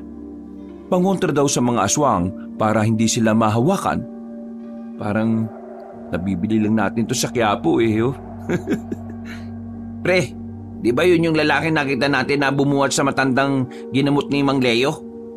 Itinuro ni Diego ang napadaan na lalaki sa harapan ng kanilang bahay. Nagmamadali nitong kinuhang itak sa likuran ng pinto. Dahil alam niyang aswang ang lalaki, ang unang pumasok sa kanyang utak ay paslangin yun. Uy, anong gagawin mo? Ano pa? Di papatayin. Aswang yun Uy, teka, uminahon ka. Hindi mo naman alam kung anong kaya niyang gawin di tatanong ko. Nakalis ang binatang si Renan. Hinabol niya ang lalaking naglalakad. Pero nang lumiko na yon sa isang kanto, laking pagtataka niya nang biglang wala na yun doon. Pambihira naman to. Ang bilis maglakad. Bigla na lang siyang nawala Nandito lang yun. Hindi ako pwede magkamali. Ako ba hinahanap niyo? Napalingon sila sa likuran. Nakita nila ang lalaking matangkad. May kalakihan ng katawan. Higit sa lahat, namumutla ang balat. Napatingin ang lalaking yon sa hawak-hawak na itak ni Renan. Sa hindi malamang dahilan, bigla na lamang itong natawa ng mahina. Nainsulto naman si Renan dahil doon. Pero pinilit niyang maging kalmado. Anong nakakatawa? Tingin mo talaga nandito ako para magamit mo sa akin yan? Anong ginagawa mo rito kung ganon? Mag-aasi ka? Papatay ka ng tao? Narito ako para ibigay sa inyo to. Dumukot ang binatang yon ng 3 itim na medalyon. May marka ito ng imahe ng araw. Anong gagawin namin dyan? Binibigay ko ito sa inyo bilang pasasalamat ng Supremo sa pagliligtas nyo sa buhay niya. Ang medalyon na ito ang magsisilbing proteksyon ninyo. Kapag nakita ito ng aswang, hindi kayo gagalawin. Wala kang karapatang magdalawang isip. Alam kong aalis na kayo mamaya. Magagamit nyo ito para makabalik kayo sa Maynila nang walang nangyayaring masama sa inyo. Hinagis ng lalaki ang 3 medalyon at naglakad na rin yon palayo. Bago ito tuluyang makalayo, may pahabol pa itong sinabi sa kanila. Huwag na kayong makialam. Mawawalan ng bisa ang medalyon na yan kapag nakisali kayo sa gulo. Dinampot ni Rena ng 3 medalyon. Napagtanto kasi nitong mahalaga yon para sa kanila. Nang makabalik na sila ng bahay ay agad na pinakita ni Rena ng medalyon sa kanyang tiyuhin. Hindi ko na kailangan yan. Mas kailangan nyo yan. Pero binigyan na tayo ng proteksyon ng Supremo. Huwag na tayong makialam. Rena naman, nag-usap na tayo kanina. Hindi na nga mababago ang desisyon ko. Babawi ako sa kanila sa nagawa kong pagkakamali. Ay nako, bahala kayo. Diego, aalis na tayo mamaya. Kung ayaw niyang sumama, di wag. Hirap talagang kausap ng matatanda kahit na kailan. Oh, saan ka naman pupunta? Magpapahangin. Kahit na medyo tirik ang araw, lumabas na lamang si Rena ng bahay. Suot-suot niya ang isang medalyon. Malakas ang kanyang loob dahil doon. Kakalakad niya, hindi na niya namalaya na nakarating na rin pala siya sa bandang dulo ng barangay. Ito ang parte na sinasabi ni Aling Lumen na may mga bahay na abandonado. Ayaw niya sanang lumapit doon, pero pakiramdam niya may kung anong bagay ang humihila sa kanya para humakbang palapit. Hanggang sa natagpuan na lamang niya ang kanyang sarili na nasa harapan na ng isang lumang bahay. Napalingon siya sa likuran na makarinig ng tinig ng isang matandang lalaki. Mabuti kang tao. Ha? Teka, ikaw yung… Oo, ako nga. Ako nga ang aswang na iniligtas ng tiyuhin mo. Anong kailangan mo sa akin? Gusto ko lamang magpasalamat ng personal. Dahil ngayon, nakakaya ko na rin maglakad. Kung hindi dahil sa tiyuhin mo, baka wala na ako ngayon. Kung alam lang ni Uncle na ikaw ang supremo ng aswang, hindi ka na sana niya tinulungan. Pero doktor ang tiyuhin mo. Hindi hahayaang mamatay ang isang nangangailangan ng tulong, di ba? Ano ba talagang dahilan nyo? At bakit kayo maghasik ng lagim dito? Bakit hindi nyo nalang hayaan ang mga tao na mamuhay ng tahimik? Kayo mga tao, hindi ba't para mabuhay kailangan nyong kainin ng mga hayop? Dahil kayo ang mas mataas na uri ng hayop. Pinagsasabi mo dyan, feeling matalino to. Ganon din ang mga aswang. Para mabuhay, kailangan naming kumain ng tao. Kasi kami ang pinakamataas na uri ng tao. Para sa amin, kayo ang pagkain namin. Kayo ang bubuhay sa amin. Kaya sa ayaw at sa gusto ninyo, kailangan naming mabuhay. At mangyayari lamang yon kung kakainin namin kayo. Kalokohan! Hindi naman kayo kasama sa nilikha ng Diyos ha. Kaya wala kang karapatan na sabihin na kayo ang pinakamataas na uri ng tao. Mga salot lang kayo sa lipunan. Salot sa lipunan? Sinong nagsabi? Saan mo nalaman yan? Sa comics? Sa libro? Sa chismis? Napatingin si Renan sa gilid. Agad niyang kinuha ang malaking bato. Akmang ipapalo na sana niya yon sa kanyang kaharap pero biglang nawala ang matanda. Pagtingin niya, nasa ibabaw na yon ng bubong ng bahay. Binibigyan kita ng babala, iho. Umalis na kayo bago gumabi. Dahil mamaya, sisiklab ang kaguluhan. Maraming mapapahamak. Maraming mamamatay. Kaya habang may oras ka pa, umalis na kayo. Itong mga sinasabi ko sa iyo ay parte ng pasasalamat ko na iniligtas niyo ako. Tumalo na paalis sa matandang lalaki. Paika-ika itong naglakad paalis. Hindi na nagawa pang batuhin ni Rena ng supremo ng mga aswang nang may lumabas na iba pa sa gilid. Nakaramdam na siya ng takot kaya binitiwan na rin niya ang bato. Nagmamadali siyang makabalik sa kanilang bahay. Pero si Diego na lamang ang inabutan niya nang dumating siya roon. Nasaan si Uncle? Sinundo siya nila Romina. Kailangan ko mabigyan sila ng babala. Mamayang gabi, lulusob na ang mga aswang. Ano? Nakausap ko yung supremo ng mga aswang. Nagbigay siya sa akin ng babala. Mabilis na nilisan ng dalawa ang bahay na yon. Nagmamadali silang tumungo sa bahay ni Romina. Kahit na dumudugo na ang paa ni Renan dahil sa sugat nito, wala itong pakialam. Ang mahalaga lamang sa binata ay masundan at maihatid ang kanyang nais sabihin. Nang matanaw na nila ang bahay, mas binilisan nila ang kanilang takbo. Buti na lamang ay naabutan pa nila ang mga yon. Oh, anong ginagawa niyo rito? Akala ko ba chinecheck up niyo ng sasakyan? Oh, nadugo na naman ang sugat mo. Lumina, mamayang gabi.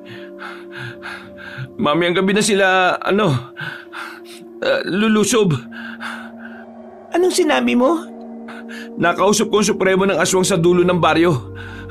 Nagbanta siya sa akin na mamayang gabi, aatake sila sa baryo. Kung ganun, mas maaga kaming maghahanda. Mga kasama, narinig nyo naman ang sinabi niya. Ihanda nyo na ang mga sarili ninyo. Mamayang gabi ay mapapalaban na tayo ulit. Kung ganon, kailangan nyo palang umalis na mas maaga. Bumiyay na kayo ngayon. Hindi na ba talaga magbabagong isip mo, Uncle? Hindi na. Huwag ka mag-alala. Makakabalik naman ako ng buhay sa Maynila. Kailangan mo lang magtiwala sa akin. Bumuntong hininga na lamang si Renan. Hindi na siya nakipagtalo pa. Sa puntong ito, ang mas kailangan na lang niyang intindihin ay ang sarili nila. Bumalik sila ng bahay. Tinapos na niya ang pag-iimpake. Sinuri na rin nila ang sasakyan. Nang masigurong wala na itong sira, dali-dali na silang umalis. Habang nasa biyahe, hindi mapakali ang kalooban ni Renan. Sa loob-loob niya, labag para sa kanya na iwan ang kanyang tiyuhin. Pero sa kabilang banda, naisip niyang kailangan din naman nilang mabuhay. Tingin ko, hindi tama na iniwan natin si Mang Leo eh. Dapat kinaladkad na lang natin siya eh. Ayaw nga. Mauubos lang ang oras natin kakapilit sa kanya. Ngayon, kailangan natin makahanap ng istasyon ng pulis. Istasyon ng pulis? Tingin mo maniniwala sila sa atin? Maniwala man sila o hindi, kailangan natin subukan. Kakaunti lamang ang mga manunugis. Nakita mo naman ang bilang nila. Hindi natin alam kung gaano karami ang mga aswang. Kaya kailangan nila ng backup para kahit umalis tayo, may naitulong naman tayo sa kanila. Napasang-ayon na lamang si Diego. Pero 10 minuto pa lang silang nasa biyahe, bigla na lamang tumirik ang sasakyan. Nagtataka sila dahil sa pagkakacheck nila nito, wala naman silang nakita ang kahit na anong sira. Bad trip. Ngayon pa talaga nasira? Pre, mukhang pinipigilan talaga tayong makaalis. Ang layo na natin eh. Paano tayo makakabalik nito? Parang wala pa namang dumadaang sasakyan ngayon. Ano? Babalik ba tayo? Kasi kung babalik tayo, simulan na natin maglakad. Napaisip sandali si Renan. Alam niyang isang malaking sugal na naman ang gagawin nila kung babalik sila ng barangay magsilang. Mawawalan din ng saysay ang medalyon kapag nakita sila ng mga aswang na naroon pa rin sa pagsapit ng gabi. Pero sa kabilang banda, naalala niya ang kanyang tiyuhin. Bigla na lamang niyang naisip na samahan ito. Napagtanto niya na tanging si Mang Leo na lang pala ang tinuturing niyang magulang. Ang mga magulang niya kasi matagal nang walang pakialam sa kanya. Tara, bumalik na tayo. Bahala na. Nagmamadaling umalis ang dalawang binata. Lakad at takbo ang kanilang ginawa. Pero dahil malayo-layo na rin sila, batid nilang aabutin sila ng pagdilim.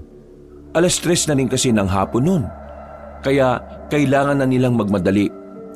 Makalipas lang ang 2 oras, nasa lakaran pa rin sila. Pagod na ang dalawa. Nagpahinga na muna sila sa gilid. Hingal na hingal at nanunuyo na rin ang labi at lalamunan. Paano pala yung sasakyan ng tiyuhin mo? Mababalikan naman natin yun eh. Nasa akin naman ang susi. Hindi ba makakarga o mahihila yun? Mukha namang walang ganun dito. Tara na, kakagat na ang dilim. Malapit na tayo. Mabagal na ang lakad nila sa mga sandaling ito. Nang lalambot na rin kasi ang kanilang tuhod. Dumaan lang ang halos kalahating oras, nakarating na rin sila sa wakas sa barangay na Magsilang. Payapa at tahimik pa ang barangay. Napapansin nilang tila kalmado lang ang mga tao. Pero maya-maya pa, narinig na lang nilang dalawa ang tunog ng sirena. Pagkatapos, narinig naman nila ang tinig ni Aling Lumen. Nagbigay ito ng babala sa lahat ng residente na walang lalabas na mga bahay. Yun ay dahil may mga aswang nang paparating.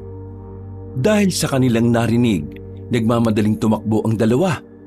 Narating nila ang kanilang bahay. Naabutan nila si Mang Leo at Romina na naroroon. Gulat na gulat ang matandang doktor.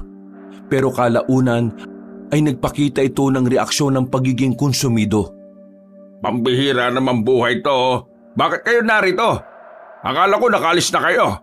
Alam niyo naman ngayong gabi darating ang mga aswang, di ba? Nasiraan kami ng sasakyan. Iniwan niyo yung sasakyan sa daan?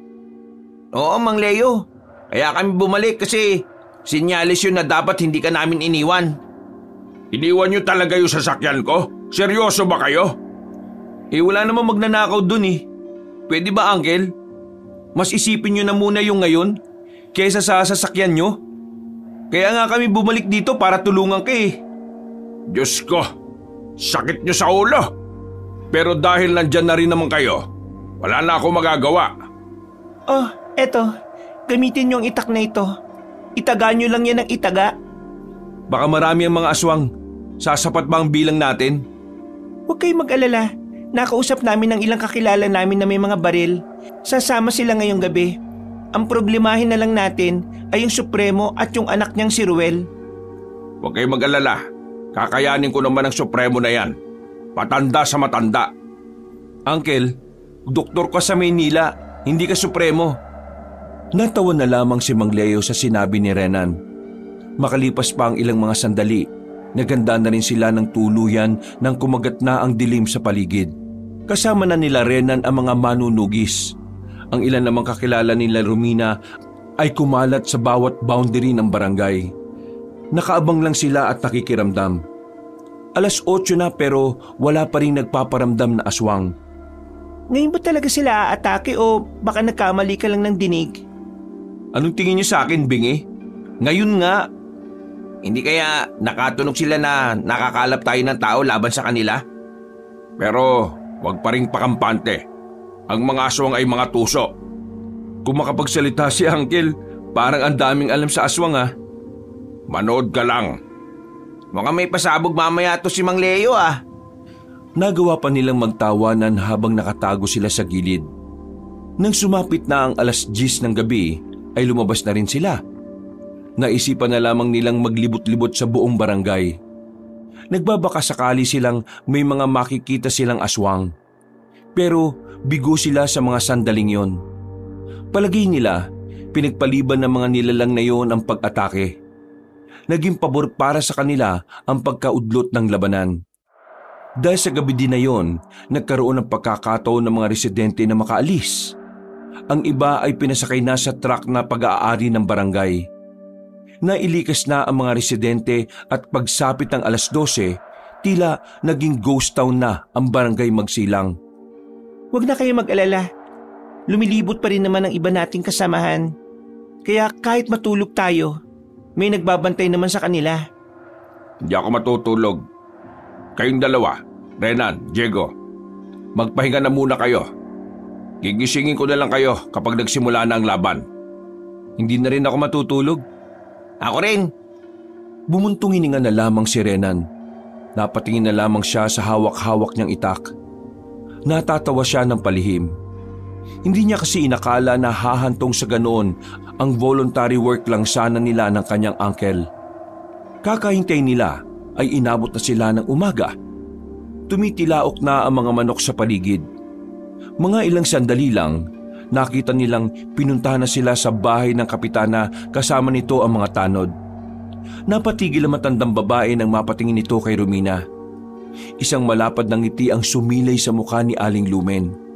Yumakap ito agad sa kanyang anak nang ito ay makalapit na. Diyos ko, buti naman at nasa maayos na lagay ka. Saan ka ba nagpunta? 2 taong kitang hindi nakita. Akala ko'y sumama ka na sa mga rebelde sa gubat. Lagi naman ako nakabantay sa inyo. Sumali ako sa mga manudugis dahil sa banta ng mga aswang. Pasensya na kung hindi ko sinabi sa inyo. Naisip ko lang na mas makabubuti kung wala kang nalalaman para na rin sa kaligtasan nyo. Ano't nagkaganyan ka? Kayo ba ang lalaban sa mga aswang? Oo, kami nga po. Pero hindi sila nagpakita ngayon. Kahit na ganon, huwag tayo makampante. Sabihan mo ang mga tao na huwag na muna silang bumalik. Hindi natin alam kung kailan sila babalik. Muling niyakap ni Aling Lumen ng dalagang si Romina. Pero natigil ang masayang pagkikita nila na makarinig sila ng malalakas na alulong na parang mga aso. Ayon sa dalaga, ang mga alulong na yun ay nagmumula sa mga aswang na asbo. Ang aswang na may kakayanang maging aso. Ihanda niyo ang mga sarili ninyo. Nandito na sila. Napalunok na lamang ng laway si Renan. Nagsimula ng mamayani ang kaba sa kanyang kalooban. Nang tumingin siya kay Mang Leo, napansin niyang parang kalmado lang ang kanyang tiyuhin. Hindi niya yun makitaan ng kahit na anong takot o pangamba. Nagtataka ang binata. Pakiramdam kasi niya, parang sanay na ang kanyang tiyo sa mga ganong klase ng pangyayari. Nay, magpasama ka na lang sa mga tanod. Bumalik na kayo sa barangay. Doon lang kayo sa loob kahit na anong mangyari. Suotin niyo ito. Pangontra yan para hindi ka mahawakan ng mga aswang. Diyos ko, mag-iingat ka ha. Huwag kang mapapahamak. Maglulutuan pa kita ng paborito mong pagkain.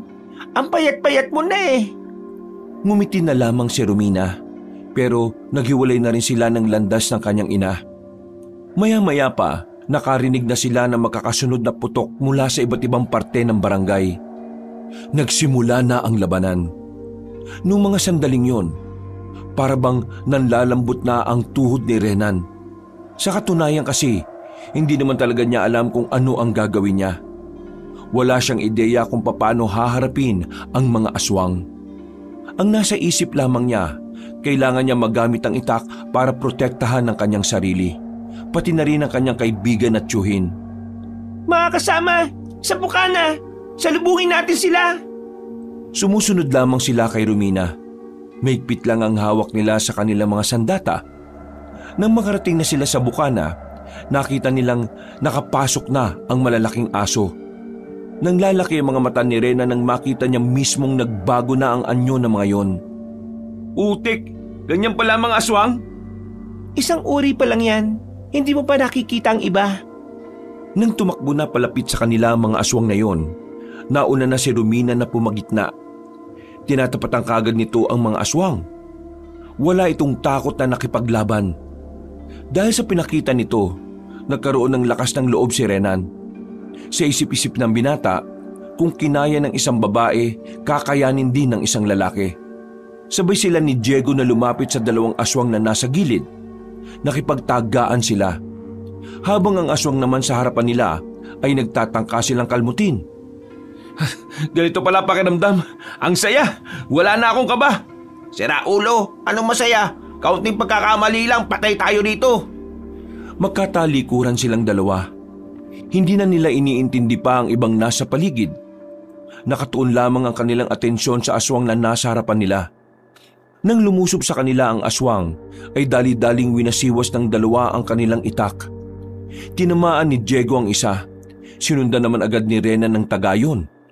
Dahilan para masubsob ang aswang sa lupa. Dahil sa kanilang ginawa, tila nagalit sa kanila ang isa pang aswang. Umangil yon. Gumapang ito palapit sa kanila. Pero hinarang ito ni Renan. Tinaga niya yun at tinamaan niya sa leeg. Sa ginawa niya, agad na nangisay ang aswang sa lapag. Aba, ayos ah! Sa gilid mo, baliw! Pagharap niya, may isang aswang na muntikan na siyang madakma sa paa. Buti na lamang at tinira yun ng palaso ni Romina. Maraming salamat! Focus ka! Hinanap nila ang matandang si Leo. Nakita nila yun sa gitna. Kagaya ni Romina, mag-isa nitong pinapalagan ng mga aswang na nakapalibot sa kanya. Si Uncle, kailangan niya ng tulong natin. Gagi, tingnan mo nga oh. Nawalan na naman sa focus ang dalawa nang makita kung papaano gumalaw si Mang Leo. Kahit kasi may katandaan na ito, kalkulado at tila organisado ang bawat nitong kilos. Yun ang naging dahilan para matapatan nito ang mga aswang. Walang iya, si Uncle ba talaga yun? Mukhang may hindi sinasabi sa iyo ang uncle mo, pre. Sa pagpapatuloy ng labanan, lumabas na ang lalaking si Ruel. Ang lalaking ito ang sinasabing anak ng Supremo na si Andeng. Sandaling natigil ang labanan. Bumilid ang mga aswang. Ganon din naman ang mga manunugis. Naglakad palapit sa gitna ang lalaking si Ruel na parang walang nangyaring gulo. Matitigas talaga ang ulo ng mga taga-Maynila. Binigyan na kayo ng pagkakataong mabuhay. Binigyan na kayo ng proteksyon. Gusto niyo pa rin kaming kalabanin. Pero mas gusto niyo pang mamatay kaysa mabuhay ng tahimik sa Maynila. Wala naman ako magagawa ron kung yun ang gusto niyo. Kung inaakala niyo makukuha niyo ng madali ang barangay na ito, nagkakamali ka. Dadanak mo ng dugo bago mo yung magawa. Sino ba nagsabi na kukunin ko ang barangay na ito? Alam mo ba kung anong pakay ko rito? Kayong lahat! Dahil kailangan namin ng makakain. Gutom na kami! Umangil ng malakas ang lalaking si Ruel. Dahil dito, muling inihanda nila Renan ang kanilang sarili. Nang sumigaw si Ruel ay agad nang nagsikilos ang iba pang mga aswang. Muling sumiklab ang gulo. Nagkandalabo-labo na naman. Pagtingin ni Renan, nakita niya si Ruel nakaharap ang dalagang si Romina. Kahit na babae ito, hindi may kakila na mahusay din itong makipaglaban. Napapangangan na lamang si Renan. Halatang halata kasi na talagang bihasa na si Romina na humarap sa mga aswang. Pre, okay ka lang? Nilapitan niya si Diego nang makita nitong tinamaan ng binata. Duguan na ang braso nito. Pero pangiti-ngiti lang si Diego sa sitwasyon na yon. Ayos lang ako, ano ka ba? Malayo to sa bituka. Saka ka mag-alala kapag malapit na. Napailag si Renan nang biglang may lumapit sa kanilang aswang. Agad naman itong tinaga ni Diego. Kahit nasugutan nito, hindi niya nakikitaan ng kahit na kaunting takot ang kanyang kaibigan. Dahilan para tumaas ang kanyang moral. Patayan na to! Nakipagsabayan na si Renan sa mga nakikipaglaban. Wala na siyang pakialam kung anong klase ng aswang ang lumapit sa kanya. Ang tanging nasa isip na lamang niya ay kung ano ang may tutulong niya sa laban na yon. Uncle, ayos ka lang ba? Ako ba tinatanong mo? Walang iya. Ang galing-galing mo makipaglaban ah. Doktor ka ba talaga? Mamaya ko na sa ikukwento. Sa ngayon, makipagbakbakan na muna tayo. Nagdikita na silang tatlo. Walang makalapit na aswang sa kanila dahil sa ganda ng kanilang porma. Habang si Romina naman, kitang-kitang dihado ito sa laban. Bukod kasi sa lalaki ang kalaban nito, di hamak na mas malakas talaga si Ruel dahil isa itong aswang. Dumating ang mga kasamahan nilang nakabaril. Pinaulanan ng mga yun ng bala mga aswang. Marami agad ang nalagas. Pero ang mga natira ay ang mga malalakas na uri. Agad na inatake ng mga aswang ang mga nakabaril at isa-isang pinagkakakalmot. Buti na lang, rumisponde sila Renan. Kahit na papaano, nailigtas pa nila ang iba nilang kasamahan. Romina, tutulungan ka na namin. Unahin niyo ang mga tauhan nito. Ako nang bahala sa lalaking ito. Yan ang gusto ko sa isang babae. Palaban! Babayaan na muna natin siya. Unahin natin ang mga kasama nating sugatan. Pinrotektahan nila ang kanilang mga kasama. May mangilan-ngilan pa ring aswang na nagpupumilit na makalapit sa kanila. Pero dahil matindi ang kanilang depensa, hindi yun umuubra.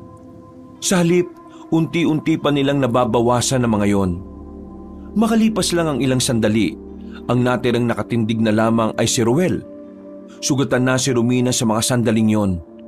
Habang wala pang kagalos-galos ang lalaking aswang. Hindi na nagdalawang isip sila Renan. Sinamahan na rin nila si Romina sa labanan na yun. Ngayon, pwede ka na ba naming samahan? Bumuntong hininga na lamang ang dalaga. Kahit taasan nito ang pride nito, hindi niya maikakaila na talagang hindi niya kakayanin si Ruel ng mag-isa. Kaya naman, 4 na silang humarap kay Ruel. Kila ikinatuwa naman yun ng lalaking aswang. Masaya itong makita ng marami ang kalaban. Ganyan ang gusto ko, para may kaunting hirap naman. Matake kayo sa akin, sabay-sabay. O ano, ayaw niyo matake? Ako lalapit sa inyo. Parang mabangis na hayop na gumapang si Ruel. Lumundag ito sa kanilang harapan. Muntikan na nitong madakma si Diego, pero humarang si Mang Leo. Hinagupit nito ng hawak-hawak na itak ang binata. Tinamaan si Ruel sa bandang dibdib. Dahilan para dumistansya muna ito ng bahagya. Nanlalaki ang mga mata ni Ruel. Hindi nito inaasahan na magagawa yun ng isang doktor lang sa isang aswang na tulad niya. Sino ka ba? Hindi ko na kailangan magpakilala pa sa'yo. Tinatanong kita, sino ka? Muli itong sumugod at sa pagkakataon na ito, tinamaan na si Renan sa braso. Tumalsik ang binata, pero agad din naman itong nakabangon. Mas nag-alala si Renan nang si Diego na ang isunod nito. Diego! Nakita na lamang ni Renan nang tumakbo ang kanyang uncle palapit doon. Humarang ito sa harapan ni Diego. Pinansalag nito ang hawak-hawak na itak. Sinamantala naman ni Romina ang pagkakataon. Tumakbo ito ng mabilis at saka tinarak ang itak kay Ruel. Pero sa kasamaang palad, nakailag ang lalaki. Kaya naman sa bandang balikat lang nito tinamaan si Ruel. Mang Leo, ngayon na! Walang sinayang na pagkakataon si Mang Leo. Buong puwersa itong lumapit kay Ruel. Hinataw niya ng itak ang lalaki sa leeg. Matagumpay niya naman itong tinamaan. Nang magpagewang-gewang ang aswang na si Ruel, ay sinundan pa ito ng isang taga ni Mang Leo. Sumunod na rin si Diego. Ganon din si Renan. Tinadtad nila ng taga si Ruel hanggang sa tuluyan na itong mapahiga. Sumusuka na ng dugo si Ruel nang lapitan nila ito. Masama pa rin ang tingin nito sa kanila. Nanlilisik ang mga mata. Marami ka bang kakaining bigas? Malayo ka pa sa level ng isang pagiging supremo. Magbabayad kayo sa ginawa nyo. Magbabayad kayo! Ilang segundo lang, tuluyan ang nalagutan ng hininga si Ruel. Agad nilang sinunog ang katawan nito kasama ang iba pang bangkay ng aswang. Ayos lang ba kayo, Uncle? Ikaw lang ang walang galos, ha? Ang mahalaga ngayon, walang namatay sa mga kasama natin. Kailangan na natin silang dalhin sa barangay hall. Kailangan nilang magamot. Pinagtulungan nilang madala sa barangay hall ang mga kasamahan nilang sugatan. Inihiga nila sa mahabang lamesa ang mga kasama nila. Ang iba ay sa sahig na lang dahil wala namang sapat na espasyo. Naging abala sila noong mga sandaling yon. Para bigyan ng paunang lunas sa mga manunugis at ang ilan pang Naging abala sila noong mga sandaling yon para bigyan ng paunang lunas sa mga manunugis at ang ilan pang tumulong. Mag-uumaga na nang matapos na silang lahat. Hapong-hapo ang matandang si Leo. Habang si Rena naman ay nanghihina na rin. Napasandal na lamang sila sa pader at napatingin sa malayo. Uncle, mo naman bang ikwento sa akin bakit ka marunong makipaglaban? Yun na lang ang hinihintay ko para makatulog na ako eh. Pambira ka talaga. Edintay mo talaga na matapos tayo para dyan? Sige na, ikwento niyo na habang wala pang mga aswang. Sige. Nung panahon na meron kaming nagamot na aswang dati, naging interesado ako sa pagiging manunugis. Alam mo kung bakit? Isa sa mga kasamaan namin ang sa ngayon ay hindi pa rin natatagpuan. Ang paniniwala namin, kinain na siya ng mga aswang. Mula noon, habang nagdudoktor ako, dumadalo-dalo ako ng mga seminar kung paano humawak ng katana at ng kung ano-ano pang armas. Pero mas pinag-aralan ko ang paghawak ng katana. Kasi ganun na ganun din naman sa itak. Kaya na magkaroon ng tawag sa ospital para dito. Hindi na ako nagdalawang isip. Nararamdaman ko kasi na magagamit ko na rin yung natutunan ko. Isa pang hindi mo alam, naging manunugis din ako ng 1 buwan. Pero dahil nga may trabaho ako sa Maynila, hindi ko na rin naituloy. Pambira ka naman, Uncle. Bakit ngayon mo lang sinasabi sa akin yan? Paano kung namatay ka pala kanina, hindi ko na talaga nalaman. Buti na nga lang at nabuhay pa ako eh. Sandaling inilibot ni Renan ng kanyang paningin. Tulog na ang lahat ng kanilang kasama. Ang gising na lamang ng mga sandaling yon ay ang mga tanod na naghahanda na rin ng kanilang agahan. Makalipas lang ang ilang sandali, sabay-sabay na rin silang nag-almusal. Pagkatapos, nakatulog ulit si Renan at si Diego. Habang sila Mang Leo at Romina naman ay nanatiling gising. Pinag-usapan nila ang mga hakbang na maaari nilang gawin sa paglitaw ng supremo ng mga aswang. Dakong hapon na nang magising si Renan. Tinapik na rin niya si Diego para bumangon na rin. Masakit-sakit pa ang katawan niya. Pero hindi sila pwedeng humilata na lang. Kailangan nilang sumama kina Mang Leo. Mabuti naman at gising na kayo. Sobrang lalim ng tulog nyo eh. Akala namin hindi na kayo humihinga eh. Ano bang napag-usapan? Lahat ng natitirang kasamaan natin na kayang-kaya pang lumaban, sasama sa atin mamaya. Malakas ang pakiramdam ko na darating ang Supremo mamaya. Kaya mas kailangan natin maging handa. Mamaya na mangyayari ang tunay na laban. Teka, matanong ko lang. Gaano ba talaga kadelikado ang Supremo na yon? Sobrang delikado, sobrang lakas, sobrang peligroso. Yung pinakamatandang manunugi sa amin lang ang may kakayahan siyang tapatan. Ngayong wala na siya, aasa na lang tayo sa himala. Kaya nga, sasama pa ba kayong dalawa o ayaw nyo na? Kasi kung ayaw nyo na, hindi naman namin kayo pipigilan. Anong tingin niyo sa amin, Uncle? Duwag? Takot? Lumaban na kami kagabi. Lalabang kami ulit ngayon. Di ba, Diego? Ha? Oo.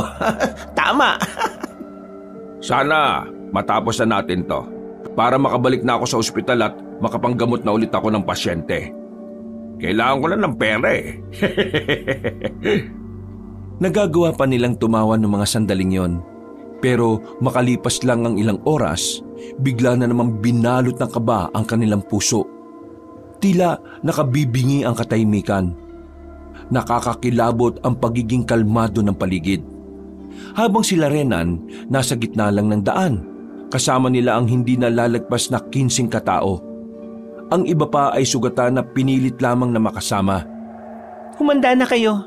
Nasa kagubatan na siya. Napatingin si Renan sa itaas. Nakita niyang tila nabulabog ang mga ibon na namamahinga na sa mga puno. Hindi nagtagal, nakita nila ang isang matandang naglalakad. Tumigil yun nang matanaw silang nakaharang sa daan. Hindi ko inaakala na darating ang puntong kailangan ako na ang humarap sa inyo. Pasensya na kayo kay Ruel. Mahina pa kasi ang batang yun eh. Pero kahit na ganoon, hindi ko pa rin mapapatawad ang ginawa niyo sa kanya. Walang nagsasalita sa kanila. Ramdam na ramdam ni Rena na kahit si Romina ay kinakabahan na rin. Ang kanyang tsuhi naman ay kalmado lang. Mga taga Maynila, anong pumasok sa utak niyo at bakit mas pinili niyong kalabanin ng mga aswang kaysa umuwi na lang ng mapayapa? Sinayang niyo lang ang proteksyon na binigay ko. Ako ang gumamot sa iyo. Pero hindi ako tatanggap ng kahit anong kapalit mula sa kampo ng kadiliman na kagaya mo. Kung ganon, wala akong magagawa kundi ang idamay kayo sa laban na ito. Pasensyahan na lang tayo. Humanda na kayo. Unti-unting nagpalit ng anyo ang matandang si Mang Andeng. Pumuti ang buong katawan nito at nagkaroon ng mahaba at itim na dila. Meron din itong pakpak na parang kulay ube. Umusli ang buto sa siko at balikat. Hindi na rin makilala ang mukha nito dahil tila nagmukha na itong bungo. Akala niyo ba'y matatalo niyo ako? Wala na sa mundong ito ang may kakayahang makapas lang sa akin. Kaya ang talunin ako ay parang sumusuntok na lang kayo sa buwan. Unti-unti nang naglakad ang supremo ng mga aswang. Pinagbababarilyo ng iba nilang kasamahan. Pero sa hindi maipaliwanag na dahilan, nagagawang makailag na matanda. Nagulat na lamang sila nang lumipad ito ng mabilis patungo sa kanilang likuran. Pinagpapapas lang ni Mang Andeng ang mga may hawak ng baril.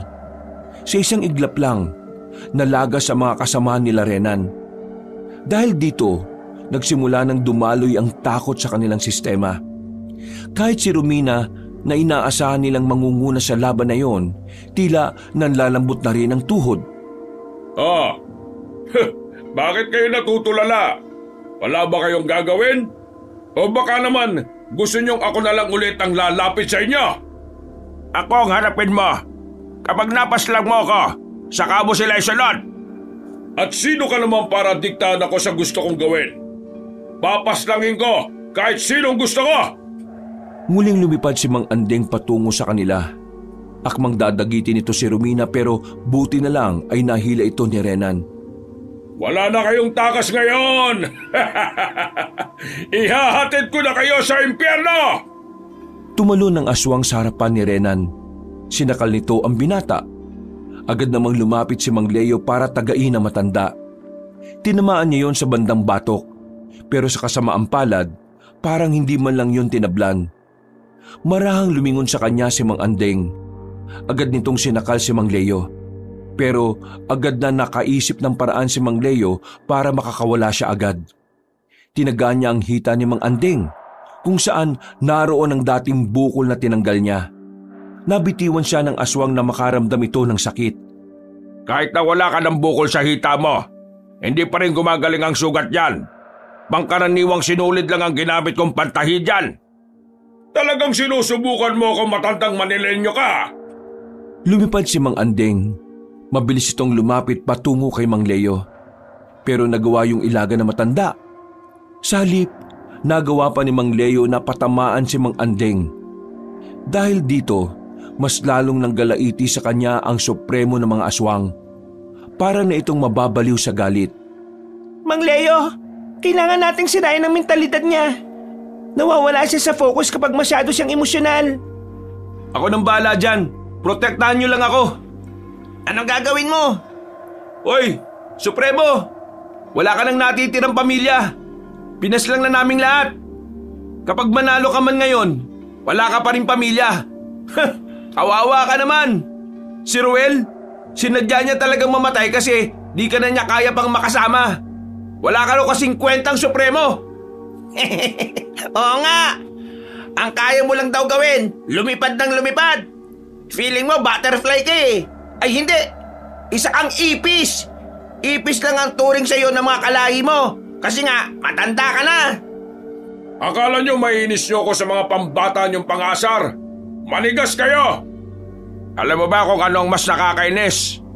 Kami mga taga Maynila ang pumaslang sa Ruel mo. Tila naging epektibo ang sinabing yon ni Mang Leo. Nakita niyang triple ang galit nito sa kanila. Umangil to ng malakas. Para na itong mababaliw sa sobrang galit.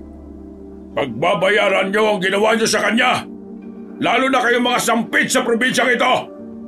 Lumipad ulit si Mang Andeng sa kanila. Sa pagkakataong ito, nahawakan na nito si Mang Leo.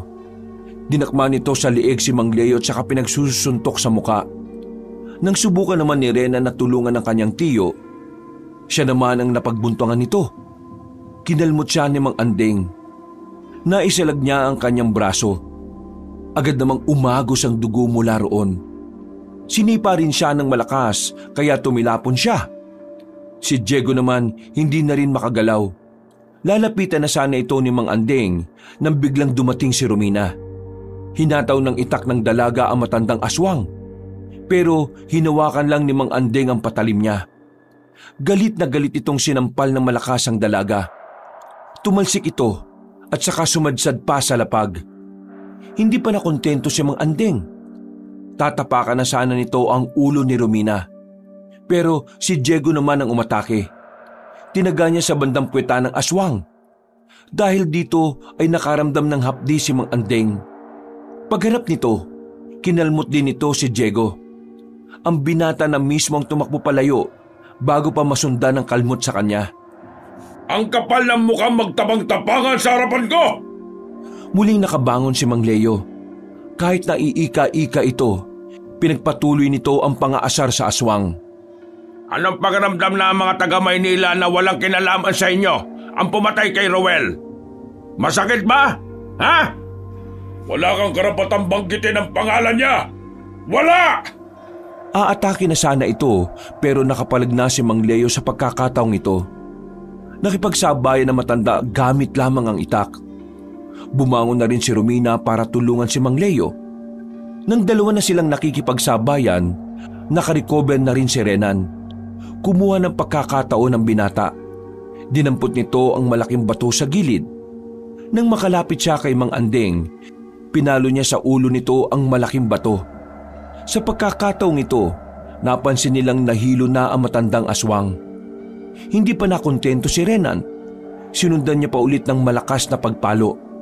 Pero sa pangatlong beses, nahawakan na ni Mang Andeng ang bato. Ipapalo sana nito ang bato kay Renan, pero buti na lang ay nakagawa ng paraan si Romina. Tinusok niya ng itak ang pagitan ng hita ni Mang Andeng. Dahil dito, napaatras ang aswang. Hindi naman nag-aksaya ng oras si Diego. Tinaga niya si Mang Andeng sa hita.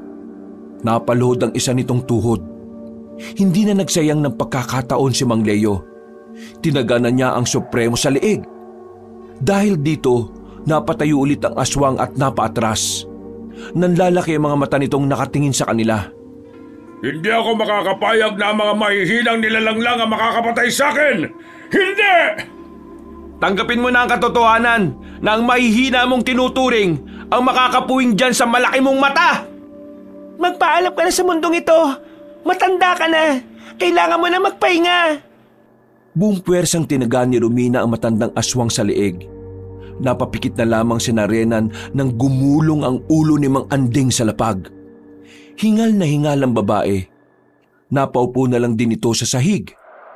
Ang inakala kasi ng dalaga na hindi nila matatalo, nagawa nilang patayin kahit pamuntik-muntikan na rin silang mamatay. Ang galing ninyo. Nagawa natin. Akala ko talaga katapusan na natin kanina eh. Nagawa nating lahat dahil hindi tayo sumuko. Nagdatingan na ang mga tanod ng mga sandaling yon. Sinunog nila ang katawan ng matandang aswang. Siniguro nilang magiging abo na ito bago nila yon iwanan. Kinaumagahan, hapong-hapo ang katawan nila. Maghapon silang nagpahinga sa barangay hall. Paggising nila ay masarap na hapunan ang inihanda ni Kapitana. Nagkaroon sila ng salo-salo. Kinabukasan naman, nagkaroon din sila ng palibing para sa mga kasama nilang hindi pinalad. Ganun pa man, kahit na papaano, masaya na rin sila Romina dahil sa wakas, malalagay na rin sa katahimikan ang barangay magsilang. Samantala, ngayong tapos na ang kaguluhan, kinailangan na ring umuwi nila Mang Leo. Hindi man naging maganda para sa kanila ang naging karanasan doon. Itinuring na lamang nilang aral ang lahat ng nangyari. Uuwi sila sa Maynila na dala-dala ang kakaibang karanasan. Karanasan na itatago na lamang nila dahil alam nila na kapag nasa Maynila na sila, wala naman ni isa ang maaaring maniwala sa kanila. Habang nasa biyahe, hindi maiwasang matawa na lamang si Mang Leo. Ang simpleng manggagamot nalagay sa adventurous na karanasan. Nag-enjoy nga ako dun eh. Nag-enjoy? Sa ating lahat, ikaw itong palaging muntika na mamatay. Paano? Lagi kasing nakatulala. Hindi bale. Pagbalik natin ng Maynila ililibre ko kayo kahit na saan nyo gusto. Ibibili ko rin kayo ng cellphone. Uy! Ayos! Only porn! Yan talaga ang una mong naisip ha. Nagtawanan na lamang sila ng mga sandaling yon.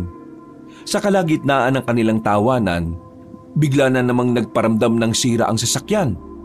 Buti na lamang ay meron silang nadaanan na talyer at doon nila pinaayos. Kabadong malala ang tatlo dahil akala nila maaabutan na naman silang tumirik sa gitna ng madilim na daan. Nakauwi naman ng maayos ang tatlo at nagsimula na rin bumalik sa normal nilang buhay. Meron pa rin naman silang kontak kay Romina at kay Aling Lumeng. Dahil mula nang mangyari ang labanan, tila naging pamilya na rin nila ito. Napapangiti na lamang si Renan. Hindi niya inakala na mangyayari ang lahat ng yon. Ngayong nakabalik na siya ng Maynila,